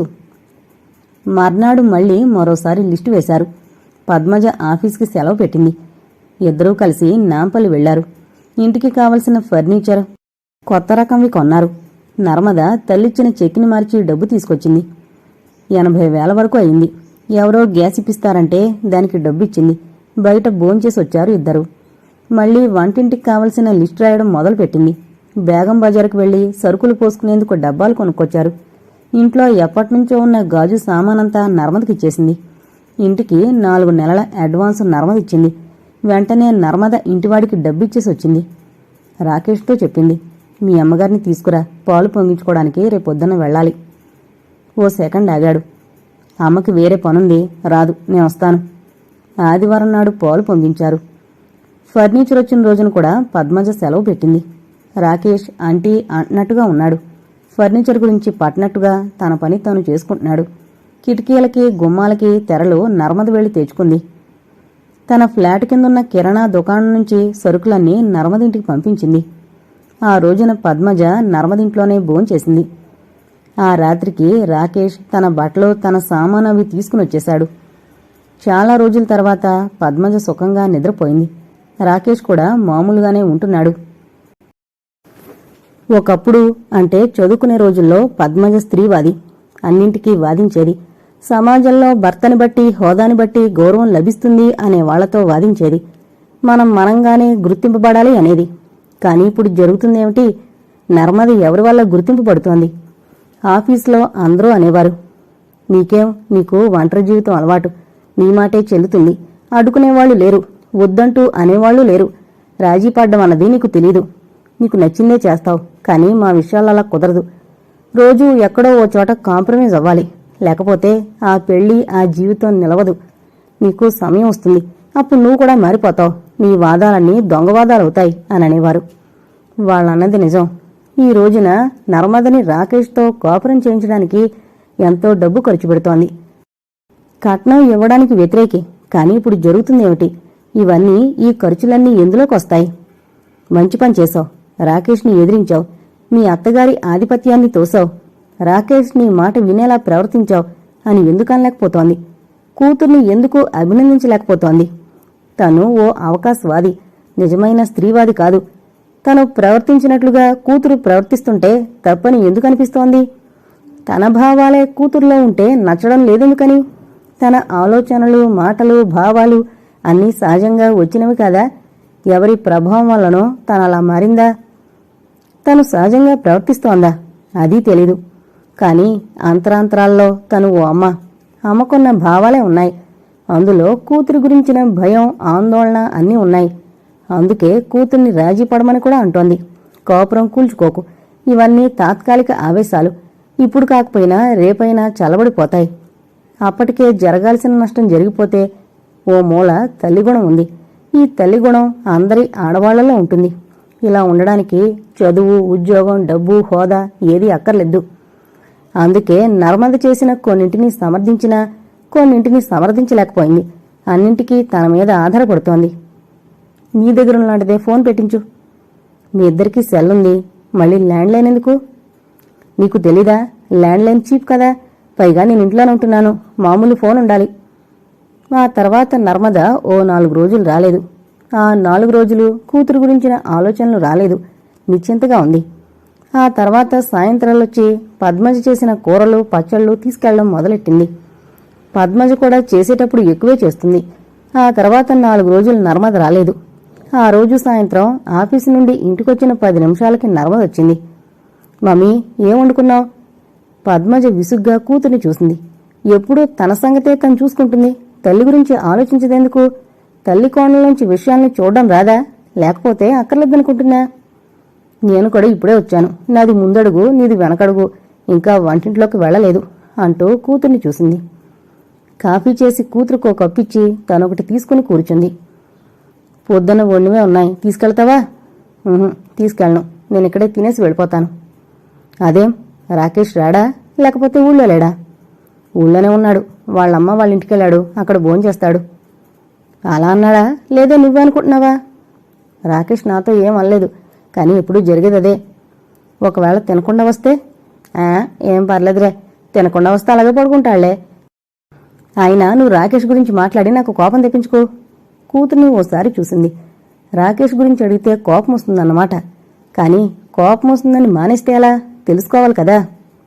సరే, రాకేష్ భోజనం గురించిన టాపిక్ వదిలేద్దాం. ఇది వరకు రాకేష్ ఇక్కడికి వచ్చేవాడు, నిన్ను తీసుకెళ్లేవాడు. ఇప్పుడు రావడం లేదు. నువ్వు ఒక్కదానివే వస్తున్నావు, ఒక్కదానివే వెళుతున్నావు. ఇల్లు దగ్గరే కనుక సరిపోయింది. అదే దూరం అయితే నీకు కోపం వస్తుందో ఏమో అయినా అడుగుతున్నాను. రాకేష్కి నీకు ఏదైనా గొడవ జరిగిందా? అసలే కోపంతో ఉన్న నర్మద ఇంకా కోపంగా చూసింది. రాకేష్ గురించి నువ్వు అడగడం ఏమిటి? నా గురించి రాకేష్ ఇంట్లో అడుగుతున్నారా? లేదు. నా గురించి వాళ్ళు అడగకపోయినా నువ్వు మాత్రం రాకేష్ గురించి అడుగుతున్నావు. పద్మజ కూతుర్ని చూడడం మినహా ఏం అనలేకపోయింది. నన్ను గురించి అడగని వాళ్ళ ఇంటికి నేనెలా వెళ్తాను? అదే రాకేష్తో అన్నాను. అందుకని రాకేష్ ఒక్కడే వెళ్తాడు. నేను రాకేష్తో వాళ్ళమ్మ వాళ్ళింటికి రావడం లేదని రాకేష్ ఇక్కడికి నా కోసం రావడం లేదు. స్త్రీలు మేల్కొనాలి, ఎదిరించాలని, తిరగబడాలని, ఆడది అవల కాదు అని తనే ఎన్నో రకాల సందర్భాల్లో తనే చెప్పింది. అది ఇలా తీసుకుందా? చదువుకి, ప్రవర్తనకి సంబంధం లేదు. ఇక్కడ జరుగుతున్న పోరు మనుషుల మధ్యన, అహంకారాల మధ్యన. ఈ పోరు ఆఖరికి ఎటువైపు తిరిగి ఆగుతుంది? వీళ్ల కాపురం బేట్ల వారడానికి ఇవన్నీ లక్షణాలా? నర్మదా, ఒకటి చెప్పు.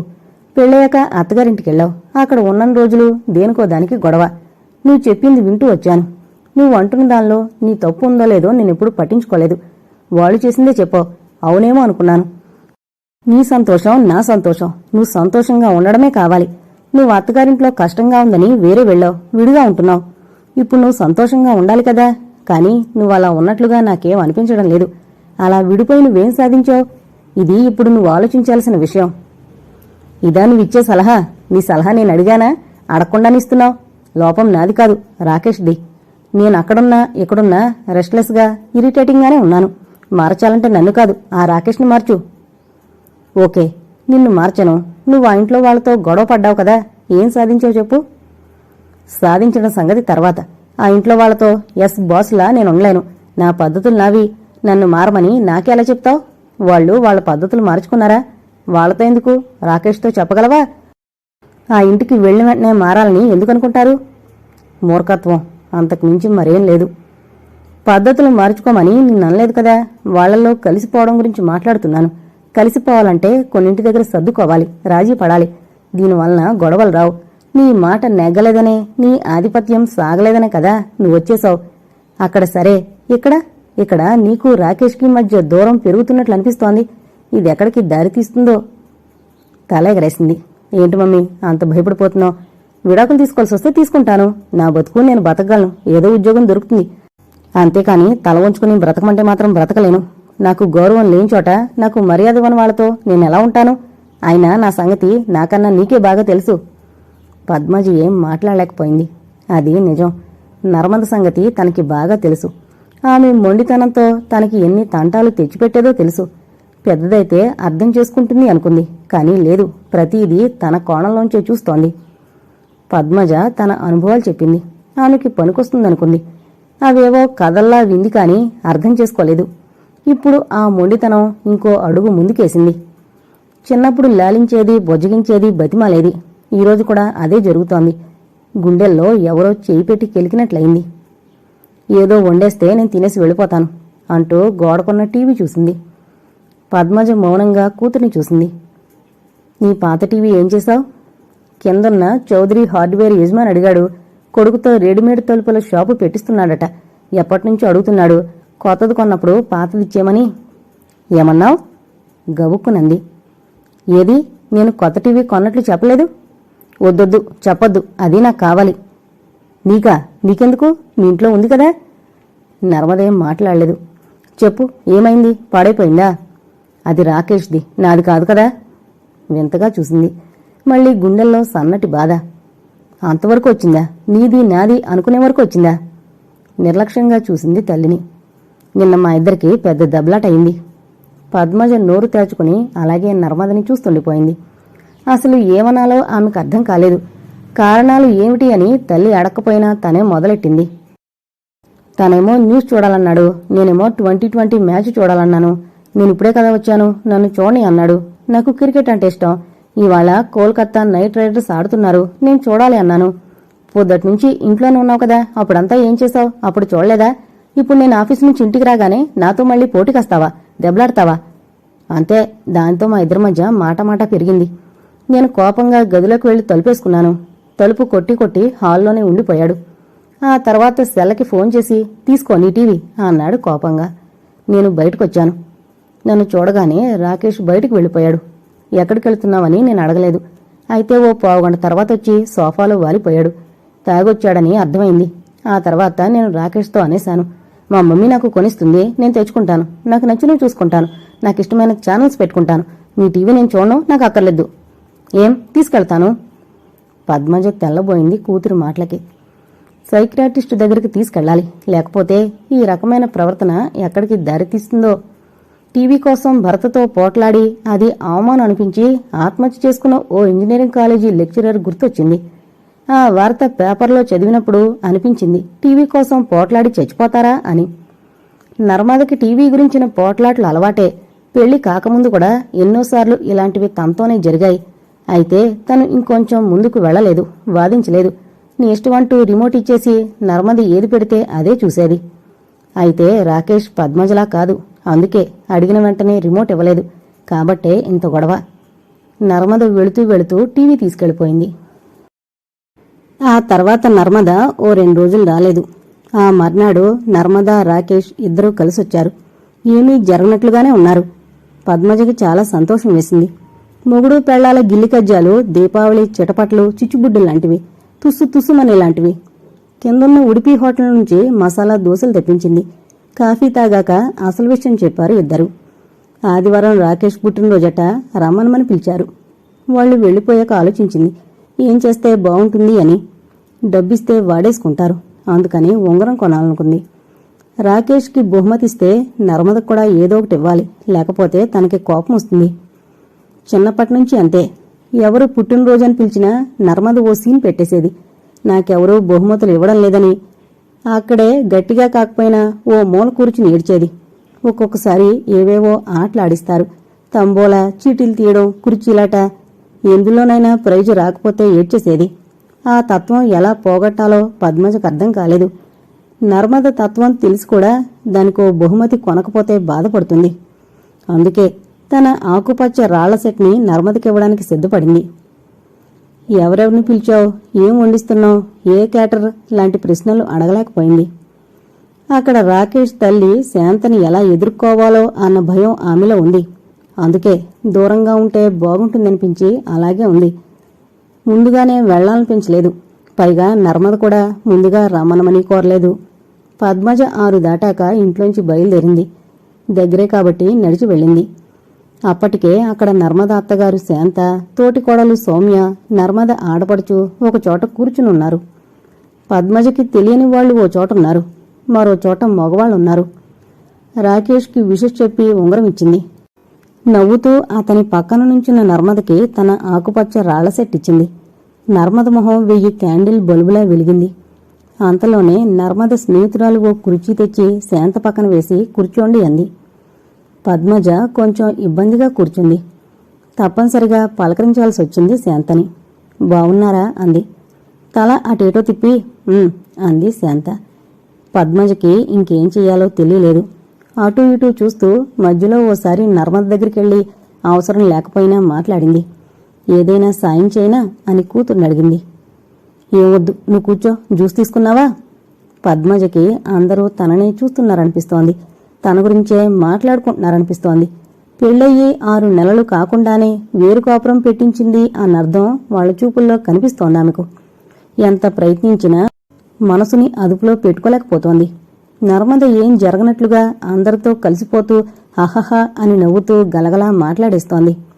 నర్మద స్నేహితురాలు ఓ ట్రేలో జ్యూసులు, పకోడీలున్న ప్లేట్లు తెచ్చి శాంత పద్మజల ముందుంచింది. వియ్యపురాలిద్దరూ పక్కపక్కనే కూర్చున్నారు. చూడముచ్చటగా ఉంది దృశ్యం. చేతిలో వీటిని కూడా ఉంచుకోండి అంటూ గ్లాసులను దించి పకోడీల ప్లేటు ముందుంచింది. శాంత ఒకటి తీసుకుంటే పద్మజ వద్దన్నట్లుగా చేయి చూపించింది.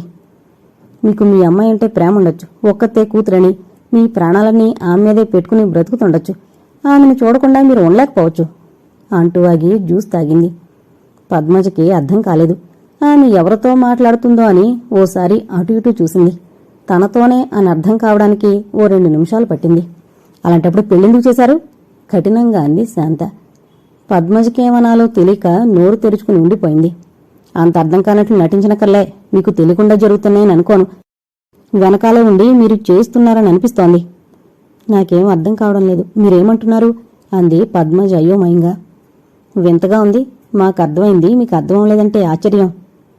నిజంగానే నాకేం తెలీదు. మీరేమంటున్నారు? మీరు మీ భర్త పోయాక స్వతంత్రంగా ఉంటున్నారు. మీ అత్తగారు వాళ్లతో సత్సంబంధాలు లేవని మాకు పెళ్ళోనే అర్థమైంది. ఒక్కరే వేరే ఉంటున్నారు. అది మీ పరిస్థితి. మీ అమ్మాయిని కూడా అలాగే తయారు చేశారు. మీలాగే మీ అమ్మాయిని కూడా అలాగే ఉంచాలని చూస్తారా? నేనేం నేర్పించలేదే. వీలైనంతవరకు మంచి నేర్పించాను. నాకేం తెలీదు భయపడుతూ అంది పద్మజ. తెలిగిపోవడానికేముంది? మీరు పిలిచి కూర్చోబెట్టి బోధించనకర్లే. మీరేం చేస్తే అది చూసి ఆమె నేర్చుకుంది. ఆడపిల్లలకి తల్లులే రోల్ మోడల్స్. అదే మీ అమ్మాయి విషయంలో జరిగింది. మీలాగే స్వతంత్రంగా ఉండాలనుకుంటోంది. మీ ఇంట్లో 3వ మనిషి ఉండడు. అదే మీ అమ్మాయికి వచ్చింది. అలాగే కావాలనుకుంటోంది. కాపురం సరిగా చేసుకోవాలని పెద్దవాళ్లు పిల్లలకు చెప్పాలి. ఈ కాలం పిల్లలు చదువుకున్నవాళ్లే, కానీ ఆలోచనలు తక్కువ, వాస్తవాలను అర్థం చేసుకోరు, ఆవేశాలు ఎక్కువ. పెద్దవాళ్ళం మనం కౌన్సిలింగ్ చేసి నచ్చజెప్పాలి, అంతేకాని అగ్గి రాజేయకూడదు. మీకు మీ అమ్మాయి సంతోషం, సుఖం, ఆనందం ఎంత ముఖ్యమో మాకు మా అబ్బాయి అంతే కదా. రాకేష్కి మా ఇల్లు మేమన్నా ఇష్టమే. చిన్నప్పటినుంచి ఈ వాతావరణంలో ఉన్నవాణ్ణి మా నుంచి విడదీస్తారా? అత్తగారింట్లో ఉండకు, విడిగా ఉండు అని మీరు సలహా ఇస్తారా? వాడు మానసికంగా నలిగిపోతున్నాడు. మా బాధ మీకు అర్థం కాదు. ఆమె చాలా మెల్లగానే అన్నా స్పష్టంగానే కోపంగానే అంది. పద్మజకి ఏడుపొక్కటే తక్కువ. అయినా ధైర్యం తెచ్చుకుంది. మీరు నన్ను తప్పుగా అర్థం చేసుకున్నారు. నేను నర్మదకి సలహాలవి ఏం ఇవ్వలేదు. అయినా అది చిన్నపిల్లేం కాదు. ఏం చెయ్యాలో దానికి తెలుసు. నేను కలగజేసుకోలేదు. కలగజేసుకోవడం నాకిష్టం లేదు. మీరలా చెప్పేస్తే నేను నమ్మేస్తానా? మీరు కలగజేసుకున్నారో లేదో మీకే తెలియాలి. మా వాణ్ణి దూరం చేశారు, విడిగా ఉంచారు. ఏదోలే, వాళ్ల ఆనందం కన్నా కావలసిందేముంది అని అనుకున్నాం. ఇప్పుడు ఎల్లరకం ఎందుకు? విడిగా ఉన్నా మీకు నచ్చలేదా? ఇంట్లో అల్లుణ్ణి కట్టేసుకోవాలనుకుంటున్నారా? ఇప్పటికే మీ అమ్మాయి వేరు చేసింది, ఇంకా పూర్తిగా వేరు చేశాడని చూస్తోంది. ప్రేమించాడు కదా అని ఇష్టం వచ్చినట్లుగా చెయ్యొద్దు. వేళ్ల మీద ఆడించగలవని అనుకోవద్దు. రాకేష్ అభిమానవంతుడు. ఇలా గొడవలు చేస్తే ఈ జీవితాలు ఎక్కడ ఆగిపోతాయో కొంచెం ఆలోచించండి. మనం ఈ సమాజంలో ఉంటున్నాం. కొన్ని మేం సమాజానికి భయపడి చేస్తాం. మీకు ఆ భయాలవి ఏమీ లేవు. ఇప్పటికే ఎలాగా ఉంది మా వాడు విడిగా ఉంటున్నందుకు. అలవాట్లేని అబద్ధాలు చెప్పే పరిస్థితి వచ్చింది మాకు. ఇక ముందు ఏం జరుగుతుందో ఏమో. ఆమె మాటలకి పద్మజ భయపడింది.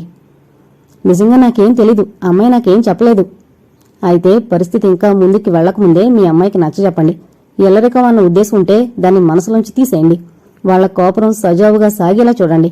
అసలు మా వాడు వేరేగా వెళ్లేందుకు ఇష్టపడలేదు. మేమే వాడికి నచ్చజెప్పి వేరు కోపరం ఉండడానికి ఒప్పించాం. మరిప్పుడు ఎల్లరికం ఏమిటి? అసలు వాడెలా ఉంటాడు? ఏంటో, గారభంగా పెరిగిన పిల్లల్ని చూసాం. ఒక్కతే కూతురన్న వాళ్ళని కూడా చూసాం. కానీ మరీ అంతగా విడిచి ఉండలేనంత తల్లి కూతురిని ఎక్కడా చూడలేదు. మిమ్మల్ని చూస్తున్నాం. ఈ గొడవలు పెద్దవి కాకుండా చూడండి. ఇప్పటికే వాడు చాలా డిప్రెస్ అయ్యాడు. లేని అలవాట్లు నేర్చుకుంటున్నాడు. ముందు ముందు ఎలాంటి అలవాట్లు వస్తాయో మాకు చాలా భయంగా ఉంది. పద్మజకి గుండె నొప్పి వచ్చేస్తుందేమో అన్నంతగా ఒత్తిడితో గుండె నొక్కుకుపోతున్నట్లుగా అనిపించింది. కళ్లల్లో నీళ్లు నిలిచాయి. ఇంకో విషయం, నర్మద మా గురించి చెడుగా చెప్తోందని మాకు తెలిసింది. ఇది మంచి పద్ధతి కాదు. కుటుంబాన్ని ఇన్నేళ్లు గుట్టుగా ఉంచాం. ఏ విషయంలో మా కుటుంబం ఏనాడు కూడా నలుగురి నోళ్లల్లో పడలేదు. కలిసిమెలిసి ఉండే కుటుంబాలకి మా కుటుంబం ఓ ఉదాహరణ. అలాంటిది ఈ రోజున పద్మజకి చాలా ఇబ్బందిగా ఉంది, బాధగా ఉంది. నర్మద చిన్నగా ఉన్నప్పుడు ఎవరైనా కూతురి గురించి ఫిర్యాదులు చేస్తే కూతుర్ని అనకుండా వాళ్లే అనేది. పిల్లల గొడవల్లో తలదూర్చి కూతుర్ని వెనకేసుకుని వచ్చేది. అలా చేయకూడదని ఆనాడు ఆమె అనుకోలేదు. కూతురు తప్పెంతుందో తెలుసుకోవడానికి ఏనాడు ప్రయత్నించలేదు. అలాంటిది ఈ రోజున శాంత అన్ని మాటలంటుంటే ఏమనలేకపోయింది.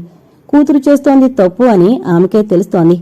నర్మద వైఖరి, మాటలు, చేతలు, ప్రవర్తన అస్సలు నచ్చడం లేదు. అందుకే శాంత మాటల్ని ఖండించలేదు. కూతుర్ని వెనకేసుకురాలేదు. శాంతకి కనిపించిన లోపాలు తనక్కూడా కనిపించాయి. అయితే ఆ లోపాలు ఎలా వచ్చాయి? నర్మద తననే అనుసరించిందంటే తను మరో నర్మద, నర్మద మరో తను. అందుకే ఎక్కడా తప్పు కనపడలేదు. తను చేసిందే ఆమె చేసింది. మరి తన తప్పులు, లోపాలు ఎవరూ ఎత్తి చూపించలేదే? మరో మనిషి లేకపోవడం వలనా? నిజానికి తనలో ఇన్ని లోపాలున్నాయన్న విషయం ఇన్ని రోజులు తెలియలేదు. ఇప్పుడు నర్మద మూలంగా తెలుస్తోంది. అంతా తంది తప్పు. ఎందుకలా జరిగిందో ఏనాడూ ఆలోచించలేదు. కాని ఈ మధ్య ఆలోచిస్తోంది. ఎందుకిలా జరిగింది? తల్లి, తండ్రి తనయ్య పెంచినందుక? ఇంట్లో ఎక్కువసేపు నర్మద ఒక్కతే ఉంటున్నందుక? దాని ఒంటరితనాన్ని కాంపెన్సేట్ చేయడానికి తనిచ్చే బహుమతులు ఓ కారణమైందా? కూతురుతో ఎక్కువ కాలం గడపలేకపోతున్నందుకు లంచాలివ్వడం వల్ల కూతురిలా అయిందా? ఈ బహుమతులు, లంచాలు దాని కాంప్లెక్స్కి కారణమయ్యాయా? పెద్దదవుతున్న కొద్దీ ఆమె మానసికంగా ఎదగలేదా? ఇంకా తనకు నచ్చినట్లుగానే జరగాలనుకుంటోంది. తన మాటే నెగ్గాలనుకుంటోంది. నర్మద సమస్యలకి పరిష్కారాలు తనే చూపించేది. ఆమె సంఘర్షణలన్నీ తనదిగా భావించి కూతుర్ని తేలికపరిచేది. శాంత పక్కనుంచి ఎప్పుడు వెళ్లిపోయిందో గమనించలేదు. ఆంటీ, అందరూ తింటున్నారు, మీరు రండి అంటూ నర్మద స్నేహితురాలు పద్మజ చేయి పట్టుకుంది. శాంత మాటలే చెవుల్లో గింగురుమంటున్నాయి. ఏమీ తినలేకపోతోంది. వేడి పూరీలు వేసుకోండి. ఎవరో 2 పూరీలు వేసి వెళ్లిపోయారు. అది కూడా పట్టించుకోలేదు. అసలేం తింటోందో, ప్లేట్లో ఏముందో ఏం లేదో చూసుకోవడం లేదు. అసలు ఏం తినాలనిపించడం లేదు. పద్మజ మనసంతా అల్లకొల్లోలమైపోయింది. శాంత చెప్పింది విన్నాక జరగబోయేది ఊహించలేకపోతోంది. నర్మదా, రాకేష్ తన ఇంట్లో ఉంటారా? ఎలా ఉంటారు? కూతురు తనని ఎందుకు అడగలేదు? తనకిష్టం ఉందో లేదో కనుక్కోవాలి కదా. తన అభిప్రాయం ఏంటో తెలుసుకోవాల్సిన అవసరం వాళ్లకు లేదా? తెలుసుకోకుండా తన ఇంట్లోకి వచ్చేస్తారా? అలా ఎలా వస్తారు? నర్మద కూతురే, పెళ్ళయింది, అత్తగారింట్లో ఉండాలి, లేకపోతే వేరే ఇంట్లో ఉండాలి.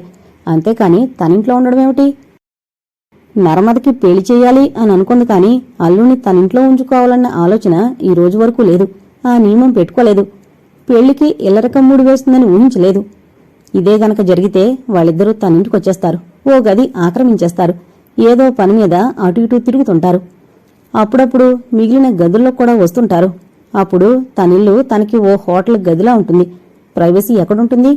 ఓ పరాయింట్లో ఉన్నట్లుగా ఉంటుంది. కొన్ని రోజులు తను ఓ అతిథిగా మారిపోతుంది. ఇవన్నీ తనకి తెలియకుండానే జరిగిపోతాయి. అలాంటప్పుడు తన వ్యక్తిగత జీవితం అదేమవుతుంది?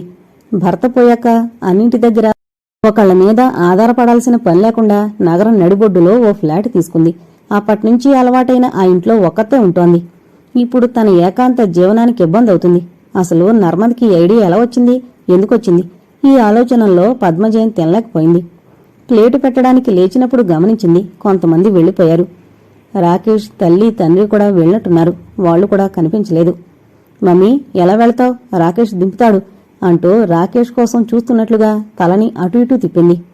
వద్దు, రాజే కాని సోమయ్య కాని ఉన్నారేమో కనుక్కుంటాను అంటూ సెల్ తీసుకుని చేసింది.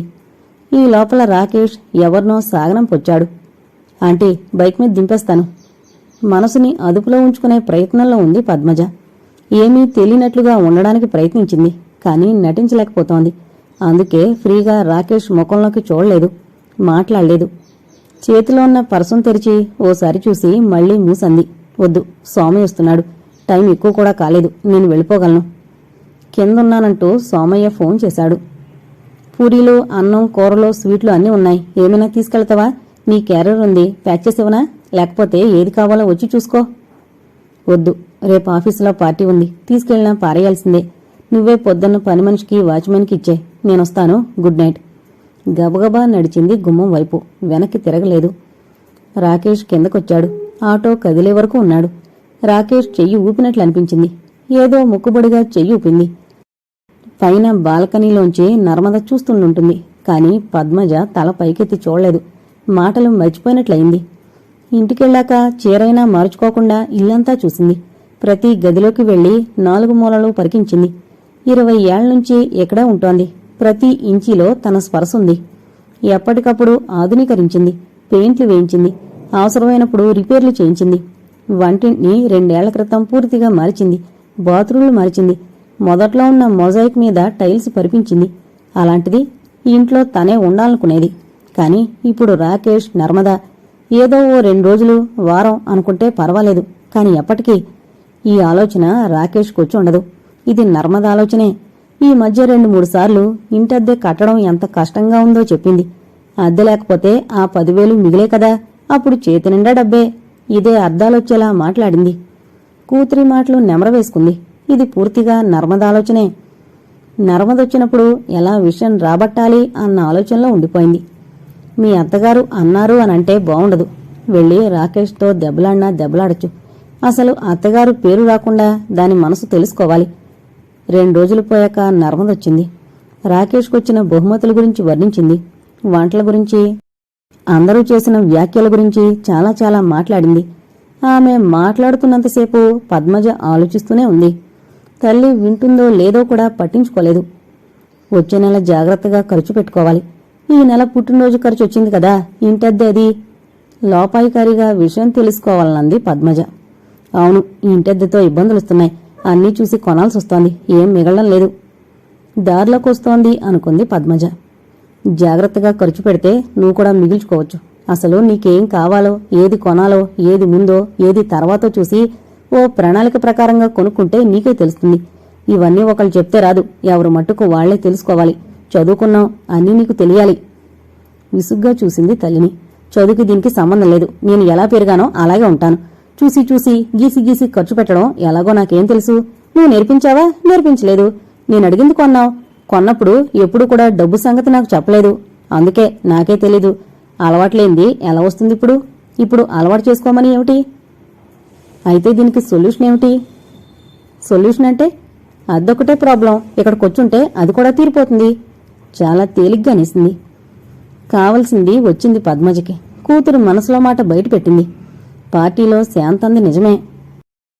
అయితే నువ్వు రాకేష్ ఇక్కడికొచ్చి ఉండాలనుకుంటున్నారా? అది మంచిది కాదంటావా? మంచిదో కాదో తర్వాత సంగతి. రాకేష్ ఆలోచన కూడా ఇదేనా? నిశ్శబ్దం. తల అడ్డంగా ఊపింది. కాదు, ఇది పూర్తిగా నా ఆలోచనే. అయితే దీని గురించే నేను రాకేష్ రోజూ పోట్లాడుకుంటున్నాం. ఇబ్బందులు పడుతూ అయినా అద్దె కడదాం. కాని మీ అమ్మ వాళ్ళింటికి రాను అని అంటున్నాడు. అది అభిమానం, అభిమానవంతులు అనే మాట. ఇంతెత్తును లేచింది నర్మద. నీ ఉద్దేశం ఏంటి? నాకు అభిమానం లేదనా? అంత సిగ్గులిందని అనుకున్నావా? నాది నేను వాడుకోవడానికి నాకు సిగ్గు అభిమానం ఎందుకు?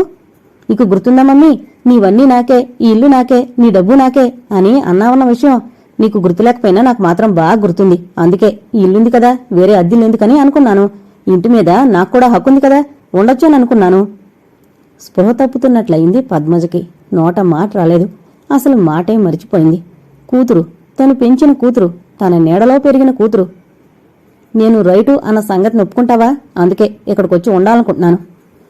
తను ఏదైనా అంటే నర్మద మరో 4 అండానికి వెనకాడదు. అది ఓ దెబ్బలాటవుతుంది. ఆస్తి కోసం తల్లి కూతుళ్లు దెబ్బలాడుకున్నారన్న విషయం బయటకొస్తుంది. కొడుకులు దెబ్బలాడగా చూసాం, కానీ కూతుళ్లు కూడా దెబ్బలాడతారా అని అందరూ అనుకుంటారేమో. అదే పద్మజకిష్టం లేదు. నీకూడా ఈ ఇంటి మీద హక్కుందని అంటున్నావు, సరే. ఇప్పుడు ఉంటున్న నాకు ఇష్టం ఉందో లేదో అన్నది నువ్వు తెలుసుకోవాలి కదా. నన్ను అడగాలని నీకు అనిపించలేదా? ఎందుకని? బాధగా అంది పద్మజ. ఎందుకని అడిగితే ఏం చెప్పను? ఇది పూర్తిగా నీ ఇల్లు అని అనుకోలేదు, మనిల్లు అనుకున్నాను, అందుకని. దీర్ఘంగా నిట్టూర్చింది. తల ఊపింది మెల్లగా. సరే, మనిల్లే. ఈ ఇంట్లో అప్పుడప్పుడు మీరుండొచ్చు. ఆ హక్కు, అధికారం నీకుంది. కానీ ఒకటి మాత్రం ఖచ్చితంగా చెప్పగలను. అసలు నీకేం కావాలో, నీకెక్కడ సంతోషం దొరుకుతుందో నీకే తెలియడం లేదు. ఈ లెక్చర్ లాపు, నాకేం వినాలని లేదు. నీ దగ్గర 3 గదుల ఫ్లాట్ ఉంది, ఉండేది నువ్వు ఒక్కదానివే. మేం కూడా ఇక్కడే ఉంటే నీకేం నష్టం? నాకు నష్టం కష్టమని కాదు, నా ఇష్టం కూడా చూడాలి. నీ ఇష్టం చూడాలని అనుకోలేదు. అసలు నీకిష్టం ఉండదని నాకు కొంచెం కూడా అనుమానం రాలేదు. 6 నెలల క్రితం వరకు ఈ ఇంట్లో ఉన్నాను, చిన్నప్పటి నుంచి ఉన్నాను. ఈ ఇంట్లో నేను ఓ సభ్యురాల్ని. ఇప్పుడు కూడా అలాగే అని అనుకుంటున్నాను. అందుకే వచ్చేయచ్చు అనిపించింది. దానికి నీ ఇష్టం ఉందో లేదో కనుక్కోవాలని అనుకోలేదు. నీ దగ్గరుంటే నువ్వు ఒంటరిదానివన్న ఫీలింగ్ ఉండదనిపించింది. నీ బాగోగులు నేను దగ్గరుండి చూడొచ్చు. అదొకటే కాదు, చాలా ఆలోచించి ఇలాంటి నిర్ణయానికొచ్చాను. సారీ నర్మదా, నాకొక్కదానికే ఉండడం ఇష్టం. నా బాగోగులు నేను చూసుకోగలను. నర్మద ఒక్కసారిగా లేచింది. కోపంగా తల్లిని చూసింది. నాకంతా అర్థమైంది. నువ్వు చాలా సెల్ఫిష్, అంతా స్వార్థం. నేనిక్కడుంటే పొరపాటు. మేమిక్కడుంటే నీరసపడిపోయింది నర్మద. నిశ్శబ్దంగా తల్లిని చూసింది. నిజమే, పొరపాటే. మేమిక్కడుంటే నీ స్వాతంత్రం పోతుందని నీ బాధ. నీకు నీ స్వాతంత్రం కావాలి, కానీ నీ కూతురు సంతోషం అక్కర్లేదు. ప్రపంచంలో ప్రతి తల్లి కూతురు సుఖం చూస్తుంది. కానీ నువ్వు మాత్రం, నా బాధ నీకు అర్థం కాదు. నా అభిమానం పోతుంది, నా రక్తం కన్నీళ్ళైపోతుంది అంటూ ఒక్కసారిగా దబీమని సోఫాలో కూర్చుని ఏడవడం మొదలుపెట్టింది. పద్మజకి భయం వేసింది. కాసేపటికి తేరుకుంది. చూడు నర్మదా, చిన్నప్పటినుంచి బ్లాక్మెయిల్ చేస్తూ వచ్చావు. నీ పంతం సాధించుకుంటున్నావు. ఇంకా ఇప్పుడు కూడా అదే అస్త్రం వేయకు, నాకు చిరాకు. ఏడుపు ఆపకుండానే, కన్నీళ్లు తుడుచుకోకుండానే తల్లిని చూస్తూ అంది. నా ఏడుపు నీకు బ్లాక్మెయిల్ అనిపిస్తోందా? నా విలువిదన్నమాట. ఇలాంటి సీన్ ఉంటుందని రాకేష్ ముందే ఊహించాడు, అందుకే రానన్నాడు. రాకేష్ కూడా వచ్చుంటే అవమానం జరిగేది.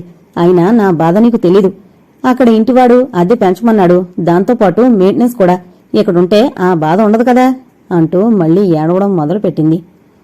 పద్మజ పైకి ఏడవలేక మనసులోనే ఏడ్చింది. ఏం మాట్లాడకుండాన్న తల్లిని కాసేపు చూసి లోపలికి వెళ్లి మొహం కడుక్కుని తన బ్యాగు తీసుకుని వెళ్లిపోయింది. ఈ మధ్య నర్మదొచ్చి వెళ్ళినప్పుడల్లా మనసంతా అలజడితో ఉండిపోతోంది. ఈ మధ్య అని ఏమిటి, దాని పెళ్లైనప్పటినుంచి ఇదే తుఫాను. ప్రతిదానికి తనతో పోలిక, దాంతో అసంతృప్తి. పెళ్లైన కొత్తలో ఓ రకమైన కారణాలు, ఇప్పుడు మరో రకం. అత్తగారింటి ఫిర్యాదులు తగ్గాయనుకుంటే ఇప్పుడు రాకేష్ మీద. తల్లిగా తనేమీ పట్టించుకోవడం లేదని తన మీద. అన్నీ ఫిర్యాదులే. ఏనాడు ఎక్కడా సంతృప్తున్నట్టే కనిపించలేదు. ప్రతిసారి కూతురిగా తనకేం రావాలో, తన అధికారాలు హక్కులు అంటూ మాట్లాడుతుంది. కాని ఏనాడు ఓ కూతురిగా, ఓ భార్యగా, ఓ కోడలిగా తన విధులేమిటో, తన బాధ్యతలేమిటో, తన ధర్మాలేమిటో వాటి గురించి మాట్లాడదేం? అవేం లేవా? ఏం కావాలో తెలిసినప్పుడు ఏం చెయ్యాలో కూడా తెలియాలి కదా. ఆ మర్నాడు రాకేష్కి ఫోన్ చేసింది. ఆంటీ, నేను మీకు చేద్దామని అనుకుంటున్నా. మీ అమ్మాయి గురించి చెప్పాలనుకుంటున్నా. కానీ ఏవో చాడీలు చెప్పినట్లు అవుతుందని అనిపించి ఓ అడుగు వెనకేస్తున్నాను. మీ అమ్మాయితో విసిగిపోయాను. నాకేం చేయాలో తెలియడం లేదు. పిచ్చిపట్టేలా ఉంది. అసలు నర్మద అలా అవడానికి కారణం మీరేమనిపిస్తోంది. మీరొక్కరే స్వతంత్రంగా ఉంటారు. అదే భావన మీ అమ్మాయిలో ఉంది. మీ ప్రభావం చాలా ఉంది. అది మీకు తెలియకుండా జరిగిపోయింది. కారణం ఆమెను మీ బంధువులతో కలవనివ్వలేదు, కజిన్స్తో కలవనివ్వలేదు. మీకిష్టమైన వాళ్లే ఆమెకు ఇష్టం అవ్వాలి. మీకు నచ్చనివి ఆమెకు కూడా నచ్చకూడదన్నట్లుగా చిన్నప్పటినుంచి పెంచారు. ఆమెకు నలుగురిలో ఉండడం ఇష్టం లేదు. ఇంట్లో నలుగురు తిరుగుతూ ఉండడం ఇష్టం లేదు. ఇలా ఎన్ని రోజులు కలిసుంటామో నాకు తెలీదు. తెగిపోయే వరకు తాడు లాగద్దని చెప్పండి. పెళ్ళయి 6 నెలలు కూడా కాలేదు. అప్పుడే విడిపోతున్నారని అందరూ అనుకుంటారేమో అన్న సమాజ భయం నాకుంది. కానీ నర్మదకి లేదు. పరువుకి ప్రతిష్టకి ప్రాముఖ్యం ఇచ్చేవాళ్లం కాబట్టి కోపరం ఇంకా ఇలా సాగుతోంది. ముందు ముందు ఏదైనా జరగచ్చు. దానికి నన్ను బాధ్యుణ్ణి చేస్తారేమో. జరగబోయేదానికి నేను బాధ్యుణ్ణి కాను అని మీరు గుర్తించాలి. దారిలో పెట్టండి, నచ్చజెప్పండి, లేదా ఓ సైకియాట్రిస్టు దగ్గరికి తీసుకువెళ్ళండి. ఇలా సాగిపోయాయి రాకేష్ మాటలు. అందరి వేళ్లు తన వైపే చూపిస్తుంటే ఇన్నేళ్లు తనలో ఉన్న ధైర్యం అది మెల్లమెల్లగా రోజురోజుకి జారిపోతున్నట్టు అనిపిస్తోంది. రాకేష్ అన్నట్లు తనే నర్మద ప్రవర్తనకి కారణమైందా? రాత్రి నిద్రలేదు. మర్నాడు నర్మద వచ్చింది. రాకేష్ అన్నట్లుగా కాకుండా తనకే ఆ ఆలోచనలొచ్చినట్లుగా రాకేష్ మాటలన్నీ అనేసింది. దాని బుర్రలోకి ఎక్కడం లేదు. రాకేష్కి ఇష్టం లేనప్పుడు నువ్వెలా ఇంట్లో ఉండమని బలవంతం చేస్తావు? దీని మూలంగా మీ మధ్య పోట్లాట్లు, మనిద్దరి మధ్య ఘర్షణలు ఎందుకివన్నీ? ఇంత మొండితనం నీకు మంచిది కాదు. నువ్వు రాకేష్ని సపోర్ట్ ఎలా చేస్తావు? నేను నీ కూతుర్ని, నన్నే సపోర్ట్ చేయాలి. నాకు రాకేష్లో తప్పేది కనపడడం లేదు, అందుకే నేను సపోర్ట్ చేస్తున్నాను. అంటే తప్పంతా నాదే అంటావా? ఇదే కదా నీ మనసులో ఉంది, అంతేనా? అవును, తప్పంతా నీదే. మూర్ఖత్వంతో జీవితాన్ని పాడు చేసుకుంటున్నావు. నాతో పోల్చుకోకు. నేను వేరు, నువ్వు వేరు. నా జీవితంలాగా నీది కూడా ఉండాలనుకుంటే నువ్వొక్కదానివే మిగిలిపోతావు. పశ్చాత్తాపపడాల్సి వస్తుందప్పుడు. నాతో ఎందుకు పోటీ? నేనిలా ఉండాలని కోరుకోలేదు. మీ నాన్న పోవడంతో నా ఉద్యోగం నీ స్కూల్ మూలంగా ఇక్కడ ఉండాల్సి వచ్చింది. నాన్నగారి వైపు వాళ్ళు నాన్నగారి డబ్బు నాకు రావడం మూలంగా ఆ కోపంతో నన్ను వాళ్ళిళ్లకి రానీలేదు. ఇది నా తప్పు కాదు. అందుకే చెప్తున్నాను, నా జీవితం వేరు, నీది వేరు. నీ మూలంగా నేను మాటలు పడాల్సి వస్తుంది. నీకు అహంకారం ఎక్కువైంది. అది నీ ఆలోచనాశక్తిని కమ్మేస్తోంది. నీకు తెలియడం లేదు, కానీ కొన్ని రోజుల తర్వాత నిన్ను నువ్వే గుర్తుపట్టలేని మానసిక దౌర్బల్యానికి చేరుకుంటావు. అదే ట్రాజడీ కదూ. అందుకని నువ్వు ఆలోచించడం లేదు కాబట్టి నా మాట కానీ రాకేష్ మాట కానీ విను. నేను నీ మాట వినలేదు, ఇంకా రాకేష్ మాట వింటానా, మా అత్తగారి మాట వింటానా? No, never. ఆ అత్తగారు అనేసరికి శాంతి గుర్తొచ్చింది పద్మజకి. నచ్చకపోతే మీ అత్తగారి మాటలో విన్నక్కర్లేదు. రాకేష్ ఇక్కడికి ఎలా వస్తున్నాడో అలాగే నువ్వు కూడా వాళ్ళింటికి వెళ్ళొచ్చు కదా. అంత కటాఫ్ చేయాల్సినంతటి సంఘటనలు ఏం జరిగాయి? సర్దుకోవాలి. బయట వాళ్ళతో సర్దుకోకపోయినా పర్వాలేదు, కనీసం ఇంట్లో వాళ్లతో సర్దుకోవాలి. ఇంట్లో వాళ్ల దగ్గర అభిమానం అనవసరం. వాళ్ళింటికి ఓసారి వెళ్ళు. రాకేష్ని ఇష్టపడినప్పుడు రాకేష్ తల్లిదండ్రులు కూడా గౌరవించాల్సిందే. రాకేష్ ఈ రోజు వరకు నా మాటకి ఎదురు చెప్పలేదు, జవాబివ్వలేదు, అమర్యాదగా ప్రవర్తించలేదు. నాకు రాకేష్ ఎంతో, ఇంటికి ఎంత పరాయివాడో నువ్వు శాంతింటికి అంతే కదా. కానీ రాకేష్ నాకు గౌరవిస్తున్నాడు. కాని నువ్వు? అందుకే ఓసారి వాళ్ళింటికి వెళ్ళు. ఆ ఇంటికి ఓ సభ్యురాలుగా వెళ్ళు. ఏం మాట్లాడుతున్నావు? ఆ ఇంటికి వెళ్ళడమా? నాకు వెళ్లాల్సిన అవసరం ఏమిటి? నాకు రాకేష్కి పోలికలు తెచ్చావు. నువ్వు మా ఇంటికి ఎన్నోసార్లు వచ్చావు. ఆవిడ ఒక్కసారైనా వచ్చిందా? అది నా ఇల్లు కాదు, కొడుకిల్లే కదా. ఓసారొచ్చి ఇల్లు అది చూసి ఎలా ఉందో ఏదైనా సలహాలు ఇవ్వాల్సి ఉంటే ఇస్తే బాగుంటుంది కదా. కనీసం ఇలాంటి వాటి కోసమైనా రావచ్చు కదా. ఆవిడ కాని, ఆ పెద్ద కోళ్ళ కాని, ఆ కూతురు కాని వచ్చారా? రాలేదు కదా. వాళ్ళెవరూ రానప్పుడు నేనెందుకు వెళతాను? నీకేం తెలుసు వాళ్ళింట్లో నన్నెలా చూశారో? నా పెళ్లినప్పటినుంచి ఈ రోజు వరకు పరాయిదానిలాగే చూశారు. వాళ్ళింట్లోని మనిషిగా నన్ను చూడనప్పుడు ఆ ఇంట్లో మనిషిగా నేను ఫీల్ అయిపోయి ఎలా వెళ్తాను? నాకంత సెల్ఫ్ రెస్పెక్ట్ లేదనుకున్నావా? నువ్వు ఎప్పుడు ఇంతే నాదే తప్పనట్లుగా మాట్లాడతావు. నా వైపు నుంచి కూడా ఆలోచించు. పద్మజకేం పాలుపోలేదు, అలాగే కూర్చుండిపోయింది. నర్మద లోపలికెళ్ళింది. దానర్థం పద్మజకి తెలుసు, డబ్బు కోసం. ఇంతకుముందు డబ్బు కావాలని అడిగేది. ఆ తర్వాత నీ పర్సు ఎక్కడుంది, ఎక్కడ పెట్టావు అని అనేది. రాను రాను తనే పర్సు వెతుక్కుని డబ్బు తీసుకోవడం మొదలుపెట్టింది. ఎంత తీసుకుంటుందో పద్మజకి తెలిసేది కాదు. అందుకని పద్మజ జాగ్రత్త పడ్డం మొదలుపెట్టింది. పర్సులో కొంచెమే పెట్టడం మొదలుపెట్టింది. ఏదో విధంగా వచ్చినప్పుడల్లా 200కి తక్కువ కాకుండా తీసుకుంటోంది. ఇంకా బ్యూటీ పార్లర్కి వెళ్లాలంటే 1000, 2000. రాను రాను సమస్య పెద్దగా అయిపోయింది. పరిష్కారం ఏమిటో తెలియడం లేదు. అసలు పరిష్కారం దొరుకుతుందో లేదో అన్న భయం కూడా ఉంది. అన్నింటికీ తనే కారణమంటే బాధగా కూడా ఉంటోంది. పర్సులో 200 తీసుకెళ్లిపోయింది నర్మద. కనీసం వెళ్ళొస్తానని కూడా చెప్పలేదు. ఆదివారం ఎప్పుడొస్తుందో కూడా గమనించే స్థితిలో తను లేదు. మామూలుగానే తయారవుతోంది. సగం వంట కూడా చేసేసుకుంది. పేపర్ హెడ్లైన్స్ చూద్దామన్నట్లుగా పేపర్ తీస్తే తెలిసింది.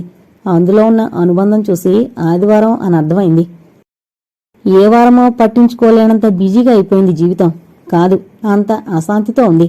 ఆదివారం అని తెలిసాక వచ్చిన 4 రకాల పేపర్లు, పత్రికలు ముందేసుకుని కూర్చుంది. కాసేపటికి తలుపు తోసుకుని నర్మద లోపలికొచ్చింది. వచ్చింది, ఇంకా బుర్ర పాడు చేస్తుంది. దీనికి వేరే ఏ పని లేదు. ఇదిలా తయారైందేమిటి? కనీసం ఏదో ఉద్యోగం తొందరగా వస్తేనైనా బాగుండు. బిజీగా ఉంటుంది అని అనుకుంటే 3 నెలల నుంచి అది కూడా రావడం లేదు. కనీసం ఇంటర్వ్యూలు కూడా జరగలేదు. అసలు ఆ ప్రయత్నం చేస్తుందో లేదో తనైనా చూడాలి. ఉద్యోగం చేస్తే ఇల్లు పరిసరాలు ప్రశాంతంగా ఉంటాయి. కానీ ఇప్పుడు మాత్రం కాదు. అందుకే ముభావంగా ఓసారి నర్మదను చూసి పేపర్ చదవడంలో మునిగిపోయింది. తల్లి సంగతి తనకేం కొత్త కాదన్నట్లుగా ఆమె ఎదురుగా కూర్చుంది నర్మద. నిన్నొకటి అడుగుదామని ఇంత పొద్దునే వచ్చాను. పద్మజ తలెత్తి అడుగు అన్నట్లుగా తల ఊపింది. అర్జెంటుగా ఇల్లు కావాలి. నిర్వికారంగా కూతుర్ని చూసింది. ఇంటద్దిచ్చుకుంటుంటే ఇల్లు గడవడం కష్టంగా ఉంది. ఉద్యోగం చేయి. పెళ్లికి ముందు చేశావు కదా, అలాగే చేయి. కష్టపడు, సంపాదించు. ఖర్చు పెట్టడం తెలిసినప్పుడు సంపాదించడం కూడా రావాలి కదా, అది తెలియాలి. నీ సోది తర్వాత ముందు ఇల్లు కావాలి. చూసుకో. చూసుకో ఏంటి? చూసుకో కాదు, కొనాలి. నన్ను అడగడం దేనికి? కొనాలి అంటే కొనుక్కో, అది నీ ఇష్టం. నర్మద కోపంగా తల్లిని చూసింది. మళ్లీ వెంటనే మామూలుగా అయిపోయింది. నీకు జరిగింది చెప్పాలి.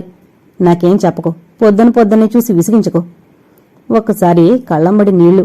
అది చూసి పద్మజ చలించింది. పాపం, కూతురు తల్లితో కాకుండా ఇంకెవరితో చెప్పుకుంటుంది? చెప్పాలంటోంది, వినడానికేం పోయింది? నిన్న రాత్రి ఈ ఇంటి విషయమై మా ఇద్దరి మధ్య పెద్ద గొడవ జరిగింది. అమ్మ వాళ్ళింట్లో ఉండన్నావు కదా, ఇల్లు కొనమన్నాను. ప్రస్తుతం కొనన్నాడు. అసలు ఇల్లు ఎందుకన్నాడు? కావలసిన అవసరం ఏముంది అన్నాడు. సరే, నువ్వు కొనకపోతే నేను కొనుక్కోగలను. మా అమ్మ నాకు కొనిస్తుంది అన్నాను. అయితే అందులో నువ్వే ఉండు, నేనున్నా అన్నాడు. ఎలా ఉండవో చూస్తాను అని అన్నాను. పిచ్చిపట్టినట్టుగా కూతుర్ని చూసింది. తల్లి చూపుల్ని పట్టించుకోలేదు. ఇంత జరిగాక నువ్వు ఫ్లాట్ కొనకపోతే నాకు చాలా అవమానం. నువ్వు ఇల్లు కొనాలి. బావుంది. మధ్యలో నేను కొనవెందుకు? నాకేం ఇంట్రెస్ట్? నీకు కావాలంటే కొనుక్కో. మమ్మీ, అంత లైట్గా నీకు నీ సాయం కావాలి. పద్మజకు అర్థమైంది, కానీ అర్థం కానట్లుండిపోయింది. నా సాయం ఎందుకు మధ్యలో? నీకు కావాలంటే కొనుక్కో, లేకపోతే మానే, నన్ను లాక్కో. మధ్యలో నువ్వు లేకపోతే ఎలా? డబ్బు ఇవ్వాల్సింది నువ్వే. పద్మజ ఉలిక్కి పడింది. బెంగగా కూతుర్ని చూసింది. లోకంలో కొడుకులందరూ స్వార్థంతో ఉంటారు అన్న విషయం మీద ఎన్నో సినిమాలు, కథలు వచ్చాయి. కొడుకులే కాదు, కూతుళ్ళు కూడా అంతే. అయినా స్వార్థానికి లింగభేదమేమిటి? డబ్బు కావాలంటే డబ్బు అవసరం వాళ్ళని అలా ప్రవర్తింపజేస్తుంది. కొంచెం డిగ్రీల్లో తేడా అంతే. నర్మద తన పెంపకంలో ఈ తరం ప్రతినిధిగా పెరిగింది అని అనుకుంది. కానీ కాదు. 400 ఏళ్ల క్రితం కింగ్ లియర్కి అనుభవం కాలేదా? గుణసుందరి కథ సినిమా లేదా? అదే పునరావృతమైంది. కాలం ఏదైనా నైతిక విలువలు తగ్గుతుంటే, డబ్బాసి ఎక్కువవుతుంటే ఆడపిల్లలు కూడా స్వార్థంతోనే ఉంటారు. తమాయించుకుంది. డబ్బా నేనెక్కడి నుంచి తెస్తాను? నా డబ్బు, నా రాబడి, నా ఖర్చులు అన్నీ నీకు తెలుసు. ప్రతిదీ నీకు చెప్పేదాన్ని. అన్నీ ట్రాన్స్పరెంట్. నేనేం దాచానో, ఎంత దాచానో నాకెంత తెలుసో నీకు అంతే తెలుసు. అన్నీ తెలిసి నువ్వు నా నోటితో లేదని చెప్పించాలనా? చెప్పు. నీ దగ్గర లేదని నాకు తెలుసు, ఉండదని కూడా తెలుసు. మరి తెలిసి అడగడం దేనికి?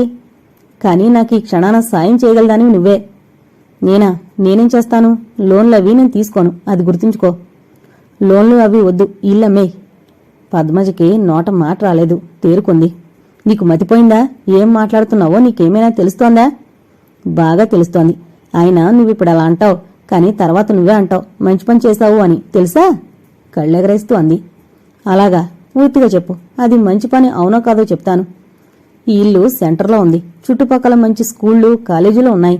స్పెషాలిటీ ఆసుపత్రులు, కంప్యూటర్ సెంటర్లు, ఆఫీసులు, దుకాణాలు, బజార్లు అన్నీ ఉన్నాయి. ఇక్కడ ఇంటికి మంచి ధర పలుకుతుంది. అమ్మితే ఆ వచ్చే డబ్బుతో 2 ఫ్లాట్లు వస్తాయి. నీకోటి నాకోటి. దాంతో సమస్య పరిష్కారం అవుతుంది. ఏం బావుందా? బావలేదు. ఇక్కడి ఫ్లాట్కి, ఇక్కడ పరిసరాలకి, ఈ జీవితానికి అలవాటు పడ్డాను. డాక్టర్లు కూడా తెలిసిన వాళ్లే. నీ గురించి, నా గురించి వాళ్లతో వైద్యం చేయించుకున్న వాళ్ళమే. ఇంకా కిందన్న షాపు వాళ్ళు, పైనున్న ఫ్లాట్లో ఉన్నవాళ్లు అంతా ఓ కుటుంబంలో ఉంటున్నాం. అలాంటిది అన్ని విధాలా సౌకర్యంగా ఉన్న ఈ ఇల్లు వదిలి వేరే వెళ్లడానికి నేను ఇష్టపడను. నేను ఊహించలేను. ఇవాళ ఇలా మాట్లాడినా నా కోసం ఒప్పుకుంటావులే. నా సుఖశాంతులు కోరుకునేదాని నువ్వు. ఆ సంగతి నాకు తెలుసు. సరేలే, ఇంక ఈ చర్చని ఇక్కడతో ఆపేద్దాం. దీని గురించి ఇంక మాట్లాడుకో. సరే మమ్మీ, నేను చెప్పాల్సింది చెప్పాను. నేను మాట్లాడడం అయిపోయింది. నువ్వు ఆపమన్నావు, కానీ చర్చ ఇప్పుడే మొదలైంది. ఇంకిది ఆగే ప్రసక్తే లేదు. తల్లిని చూసి చిరునవ్వు నవ్వింది. ఆ నవ్వు పద్మజలోని రక్తాన్ని మరిగించింది. కోలీగ్ శేషగిరిరావు గుర్తొచ్చాడు. అదృష్టవంతులు మీరు. మీకు ఆడపిల్ల. ఆడపిల్లలకి తల్లిదండ్రుల మీద కాస్త పేగు ప్రేమ ఉంటుంది. మగపిల్లలు ఇప్పుడు వాళ్ళ కంఫర్ట్స్ చూస్తారు. చిన్నగా ఉన్నప్పుడు అంతే, పెద్దయ్యాక కూడా అంతే. స్వార్థం ఎక్కువ. పాపం అమ్మ నాన్న అంటూ తెగ ఫీల్ అయిపోతారు ఆడపిల్లలు. కాని శేషగిరిరావు అభిప్రాయం తప్పు అని అనిపించింది. కావాలన్న కోరిక బలంగా ఉంటే, స్వార్థంతో ఉంటే కూతురైనా కొడుకైనా ఒకటే. నిజానికి నర్మద కూతురే అయినా కొడుకుని పెంచినట్లే పెంచింది. ఆ తేడా తెలియనివ్వలేదు. శేషగిరిరావుకి తనే ఓ సలహా ఇచ్చింది. కొడుకు కోసం మీ సేవింగ్స్ అన్ని ఇచ్చేయకండి. రిటైర్ అయ్యాక మీకు ఓ జీవితం ఉంటుంది. దాని గురించి కూడా మీరు ఆలోచించుకోవాలి. మీరు కూర్చున్న కొమ్మని మీరే నరుక్కోకండి. ఇప్పుడు మీ ఇద్దరబ్బాయిలు అలాగే అంటారు. ఆ తర్వాత మీ సంగతి పట్టించుకుంటారన్న నమ్మకం నాకు లేదు. మీకు మోకాళ్ళ నొప్పులు అవి ఉన్నాయి. ఎప్పుడైనా ఆపరేషన్ చేయాల్సి వస్తే ఏం చేస్తారు? వాళ్ళని లాభం లేదు. మీ జాగ్రత్తల్లో మీరుండాలి. రిటైర్ అయ్యాక డబ్బు ఒకటే పెద్ద నిజమైన తోడు. ఆ తోడు పిల్లల కన్నా ఎక్కువ అని ఆ రోజు హితబోధ చేసింది. అలాంటిది ఈ రోజున తనకే ఆ పరిస్థితి ఎదురైంది. ఏంటి చేయడం? ఎప్పటినుంచి అమితే ఎలా? ఆ మర్నాడు సాయంత్రం వచ్చింది నర్మద. కూరలవి నాకోసం కూడా చేయి, ఇంటికి తీసుకువెళతాను. ఇదివరకు తీసుకెళ్లిన డబ్బాలు తెచ్చావా? నీ డబ్బాలు ఎక్కడికి పోతాయమ్మా, ఈసారి తెస్తాలే. పద్మజ వంటింట్లోకి వెళ్ళింది. కాఫీ కలిపి నర్మదకిచ్చి తానొకటి తీసుకుంది. ఇన్నేళ్లు నిన్ను ఓ చిన్నపిల్లని చూసినట్లు చూశాను. నీకేం తెలీదనుకున్నాను. ఇన్నేళ్లు నిన్ను ఆలోచించుకోనివ్వకుండా చేశానేమో. నా బుర్రలో నీ బుర్ర పెట్టేశానేమో. అందుకే కదా ఇప్పుడు నేను ఆలోచిస్తున్నాను. అందుకే ఈ నిర్ణయం. 2 ఇళ్ళొస్తాయి. ఒకటి నీకు, ఒకటి నాకు. డబ్బు మిగులుతుంది, అది నీకు. ఈ పద్ధతిలో నువ్వు కుష్, నేను కుష్. ఓకే, సంతోషంగా ఉంటుందా? పద్మజ తల అడ్డంగా ఊపింది. సంతోషం, బాధ అన్నది తర్వాత. అమ్మాలా వద్దా అన్నది ఇప్పుడు మన ముందున్న ప్రశ్న. నర్మద కోపంగా చూసింది. ఎంతవరకు వచ్చిందాన్ని పాడు చేస్తావా? ఎంతవరకు వచ్చిందాన్ని పాడు చేయడమేమిటి? ఆ ఆలోచన నీది, నాది కాదు. కోపంగా అడ్డంగా తల ఊపింది. నువ్వు చాలా సెల్ఫిష్. నా జీవితం గురించి నీకేం బాధ లేదు. నా ఆనందం అక్కర్లేదు. ఇల్లోని కొట్టుకుపోతున్నావు. ఏం చేస్తావు? పోయేటప్పుడు కట్టుకుపోతావా? పద్మజకి నోట మాట రాలేదు. నర్మద ఎప్పుడు వెళ్ళిపోయిందో గమనించలేదు. రాకేష్కి ఫోన్ చెయ్యాలా వద్దా అని ఆలోచించి చివరికి ఫోన్ చేయడానికి నిర్ణయించుకుంది. రాకేష్, నీతో కొంచెం మాట్లాడాలి. చెప్పండి. ఇల్లు కొనే ఆలోచన ఉందా? లేదు. మరి నా ఇల్లు అమ్మమని నర్మద అంటోంది. ఆలోచనని మానుకోమని చెప్తావా? ఇది మీ ఇద్దరి మధ్య నడుస్తున్న విషయం. ఇందులో నన్ను ఇరికించొద్దు. సారీ, నా ఉద్దేశం అది కాదు. మధ్యలో నిన్ను చిక్కుల్లో ఉంచాలని నేను చెప్పడం లేదు. ఇన్నేళ్లు నర్మద మీద ప్రేమతో నేను గుర్తించలేదు. ఇప్పుడిప్పుడే దాని తత్వం తెలుస్తోంది. నేను తెలుసుకునేసరికి సమయం మించిపోయింది. ఇప్పుడు నర్మదని ఓ భర్తగా మార్చగలవేమో అని ఫోన్ చేశాను. జోక్, పెద్ద జోక్. అది నా చేతుల్లో ఉంటే నర్మద మా ఇంట్లోనే ఉండేది. నర్మదకి నిలువెల్లా గర్వం. మా ఇంట్లో అందర్నీ పూచిక పుల్లల్లా తీసి పారేస్తుంది. డామినేట్ చేయడానికి ప్రయత్నం చేస్తుంది. ప్రతిదానికి వాదన. ఈ గొడవలు భరించలేక నర్మద వేరే వెళ్ళిపోదామంటే మా ఇంట్లో వాళ్ళు కూడా అమ్మయ్య అని అనుకున్నారు. నాకిష్టం లేదంటే వాళ్ళు వెళ్లమని ఎన్నోసార్లు అంటేనే వేరొచ్చాం. వేరొచ్చేశాక ఖర్చులు పెరిగాయి. అనవసరమైనవని కూడా ఆలోచించకుండా కనపడ్డ వల్ల కొనేస్తుంది. అందుకే డబ్బు ఇంట్లో పెట్టడం లేదు. నాకు తెలుసు ఆమె మీ దగ్గర తీసుకుంటోందని. ఉద్యోగంలో చేరితే కొంచెం సమస్య తీరుతుంది. నేను కూడా నాకు తెలిసిన వాళ్ళకి నర్మద రెజ్యూమ్ ఇచ్చాను. ఏమైనా కాని నర్మద మారకపోతే కష్టం. భరించలేని స్థితికొచ్చేస్తే పర్యవసానం చాలా అసహ్యంగా ఉంటుంది. అసలు నాకెంతో ఆశ్చర్యంగా అనిపిస్తోంది. అసలు ఈ నర్మదని నేనెలా ప్రేమించానా? నాకేం కనిపించింది? ఇప్పుడైపోయిన దాని గురించి కాదు, కానీ ముందు ముందు ఏమవుతుందో అంటూ టక్కున ఫోన్ పెట్టేశాడు. వెంటనే నర్మదకి ఫోన్ చేసి ఆ సాయంత్రం ఇంటికి రమ్మనమనంది. నర్మదొచ్చింది. నర్మద వెనకాల రాకేష్ కూడా వచ్చాడు. మీ అమ్మాయికి ఏం చెప్తారో చెప్పుకోండి. ఈ మునిదాన్ని నేను భరించలేను. నా ముందే మా అమ్మాయికి చెడుగా చెప్తావా? రాకేష్ తడబడ్డాడు, తమాయించుకున్నాడు. నేను అన్నదాంట్లో అబద్ధమేమైనా ఉందా? మా అమ్మతో, వదినతో, చెల్లెలతో రోజూ గొడవ పడేదానివి కదా. విడిగా ఉన్నాం, అయినా గొడవే. సంతోషంగా ఉన్నామా? ఎలా ఉంటాను? అక్కడ ఉన్నన్నాళ్ళు మీ వాళ్లతో పోల్చావు. ఇక్కడికొచ్చినా తగ్గలేదు. మా వదిన ఎంత చక్కగా ఆఫీస్కి వెళుతుందో, బాబుని చూసుకుంటుందో. నాకు తెలియదనుకోకు. మీ అమ్మ, వదిన, చెల్లెలు ముగ్గురు ఒక పార్టీ. అసలు నేనిలా అవడానికి కారణం మీ వాళ్ళు, మీరందరూ. కూతురు అంటుంది వింటున్నాక పద్మజకి కూతురు తప్పు కనపడలేదు. రాకేష్కి కోపం వచ్చింది. మా వాళ్ళంటావా అంటూ ఓ 2 అడుగులు ముందుకేశాడు. బాధ పెడితే అన్నా? బాధ పెట్టారు కాబట్టి అన్నాను. ఒకసారి కాదు 100 సార్లు అంటాను. ఏం చేస్తావు చెప్పు అంటూ నర్మద 2 అడుగులు ముందుకెళ్ళింది. ఇద్దరూ కొట్టుకుంటారా అని పద్మజ కనిపించింది. నర్మదని వెనక్కి లాగుదామన్నట్లు నర్మద వెనక్కి వెళ్ళింది. అంతకన్నా ముందే రాకేష్, నీ అహంభావ ప్రవర్తనకి వాళ్ళంటావా అంటూ నర్మద చెంప మీద కొట్టాడు. ఎడం చేత్తో నర్మద చెంపని తడుముకుంటూ తల్లిని చూసింది. పద్మజ అవాక్కయింది. ఇదేంటి ఇలా జరుగుతోంది? నర్మద ఒక్కసారిగా నేల మీద కూలబడిపోయింది. చేతులు మొహానికి అడ్డు పెట్టుకుని ఏడవడం మొదలుపెట్టింది. పద్మజ కింద కూర్చోలేక కుర్చీలో కూర్చుని నర్మద భుజం మీద చేయి వేసింది. నర్మద ఆ చేయిని విసురుగా తోసేసింది. ఆ బలానికి పద్మజ కుర్చీలోనే వెనక్కి వాలిపోయింది. ఆమె ఏడుపు చూసి రాకేష్ కొంచెం తగ్గాడు. ఆమెను ఓదార్చడానికోసం అన్నట్టుగా ముందుకెళ్లాడు. అడుగు ముందుకేకు. నువ్వెందుకొస్తున్నావో నాకు తెలుసు. కొట్టడానికి వస్తున్నావు. అవును, నాకు తెలుసు. భర్తను కదా, కొట్టే హక్కుందనుకుంటున్నావు. నేను నీకు అవకాశం ఇవ్వను అంటూ గట్టిగా అంది. పద్మజ భయపడింది. ఏం జరుగుతుంది? ముందు నర్మదనైనా వెనక్కి తగ్గమని చెప్పాలి. పరాయి పిల్లాడు రాకేష్కి చెప్పడం బావుండదు. నర్మదా, ఊరుకో. ఒక్కసారి తల్లిని తీవ్రంగా చూసింది. అను, నువ్వు కూడా నన్నేను. నువ్వు నన్ను సపోర్ట్ చేయాలి, కానీ నన్నే ఊరుకోమంటున్నావు. నువ్వు చెప్పాల్సింది రాకేష్కి. నువ్వు ఒక్కదానివే తక్కువయ్యావని అనుకున్నా, ఇప్పుడు అది కూడా పూర్తయింది. పద్మజ విసుగ్గా కూతుర్ని చూసింది. చాలే ఊరుకో. ఏం మాట్లాడుతున్నావు? నీకేమైనా తెలుస్తుందా? నాకెంత కోపం వస్తుంటే రాకేష్కి రావడంలో తప్పేం లేదు. నాకే ఓ 2 వేయాలనిపిస్తోంది. ఒక్కసారిగా లేచింది. నీతో నాకు మాటలేంటి? మమ్మీ, నువ్వు ఆ రాకేష్ వైపే మాట్లాడుతున్నావు కదా, నీ మొహాలు నేను చూడను అంటూ పక్కనే ఉన్న గదిలోకి వెళ్లి తలుపులు వేసుకుంది. ఈ హఠాత్ చర్యకి ఇద్దరూ భయపడిపోయారు. ఓ 5 నిమిషాల వరకు ఇద్దరిలోనూ కదలిక రాలేదు. ఆ తర్వాత ఇద్దరూ మొహాలు చూసుకున్నారు. భయం, ఆందోళన ఒకరి మొహంలోది మరొకళ్ళు గుర్తించారు. మరో 2 నిమిషాలు అలాగే ఉండిపోయారు. ఒక్కసారిగా పద్మజ లేచి తలుపుని మెల్లగా కొట్టింది. జవాబు రాలేదు. లోపల నుంచి జవాబు లేదు, అలికిడి కూడా లేదు. లోపల ఏం చేస్తుందో తనలో తనే అనుకున్నట్లుగా అంది. రాకేష్ కూడా ఆ మాటలు విన్నాడు. వెంటనే తలుపు తట్టాడు. కాళ్లల్లో వణుకు, గుండెల్లో దడ ఒక్కసారిగా పద్మజలో పుట్టాయి. భయంగా రాకేష్ను చూసింది. లోపల మందుల అరుంది. అందులో జలుబు మందులు, దగ్గు మందులు, ఎలర్జీ మందులు ఉన్నాయి. వాటన్నింటి సైడ్ ఎఫెక్ట్ నిద్ర. ఆ సంగతి కూతురు కూడా తెలుసు.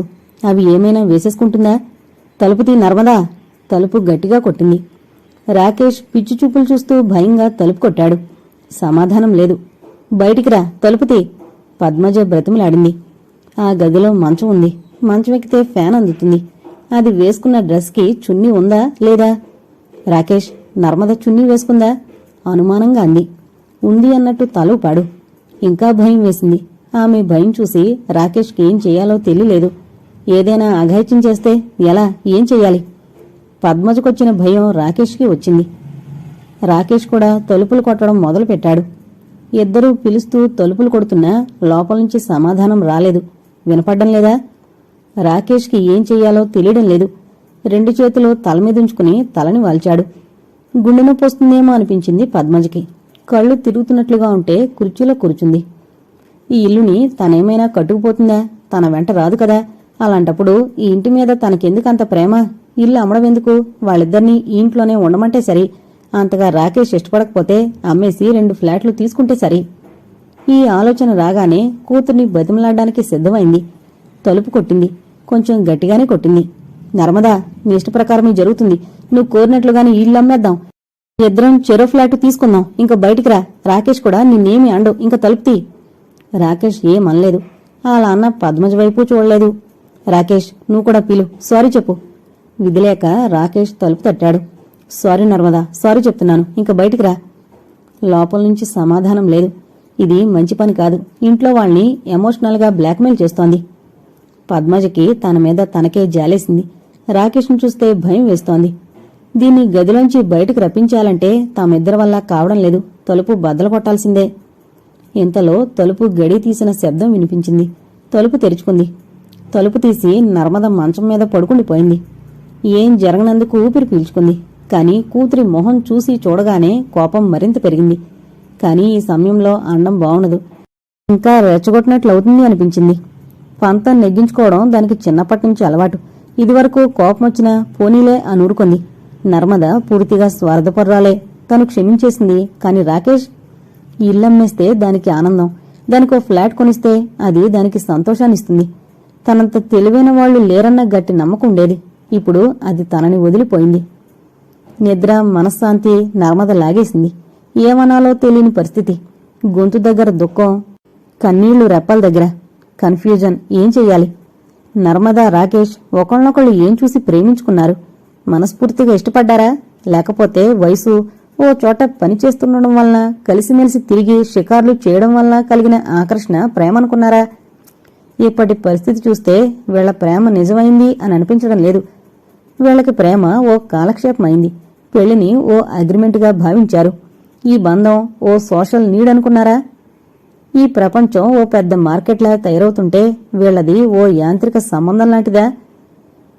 తెలియని జీవితంలోకి ఊహల్లో తేలిపోతూ వెళ్లిపోయారు. ఈ రోజున చేదు అనుభవాలు జీర్ణించుకోలేనివి ఎదురవుతుంటే, వాస్తవం ఎలా ఉంటుందో తెలుస్తుంటే పిచ్చిపట్టినట్లుగా ఉంటున్నారు. శేషగిరిరావు జ్ఞాపకం వచ్చాడు. కూర్చున్న కొమ్మను నరుక్కోకండి, మీకెలా గడుస్తుందని అనుకుంటున్నారు? శేషగిరిరావు తల అడ్డంగా ఊపాడు. పెద్దరికం నిలుపుకోవాలని వాడు అడిగింది ఇవ్వాలి. మీకు మరి మీకెలా? బాల్యానికి యవ్వనానికి ప్రాధాన్యం ఇచ్చాం. అంతే ప్రాధాన్యం జీవితానికి కూడా ఇస్తే అన్నింటినీ నెగ్గుకు రాగలరు. అన్ని సవాళ్లు ఎదుర్కోగలిగే యోగశక్తి వస్తుంది. అప్పుడు వయసు పైబడితే అన్న ప్రశ్నకు జవాబు పెద్దరికం అవుతుంది. ఆ పెద్దరికం కొన్నింటిని చూడనట్లు చేస్తుంది, కొన్నింటిని వినపడినట్లుగా చేస్తుంది, కొన్నింటికి నోరు మూసుకోమంటుంది. అన్యాయం అనిపించదా? అన్యాయం ఏమిటో, ప్రపంచంలోని బంధాలు నిలుస్తున్నవి ఈ రాజీల వల్లనే. రాజీ పడాలి ఎక్కడో అక్కడ, లేకపోతే ముందుకెళ్దాం అని అనుకుంటాం. కానీ వెనక్కి తిరిగి చూస్తే ఎవరూ ఉండరు. అలాంటి బంధాల కన్నా రాజీ పడ్డం నయం కదూ. శేషగిరి మాటలు పదే పదే గుర్తుకొస్తున్నాయి. అంతేనా? నర్మద పంతం సాగాల్సిందేనా? రాకేష్, పేపర్లో ప్రకటన వేయించు, నేను కూడా చెప్పి పెడతాను అంటూ లేచింది లోపలికి వెళ్ళడానికి. వద్దు మమ్మీ, అప్పుడే ఆ నిర్ణయానికి వచ్చేయద్దు. రాకేష్ కళ్లల్లో కోపం, అసహ్యం. పద్మజ కూతురు కేసు చూసింది. మళ్ళీ ఏం గొడవ పెడుతుందో. చాలా మెల్లగా వచ్చి కూర్చుంది నర్మద. నాకు నెల తప్పిందనిపిస్తుంది.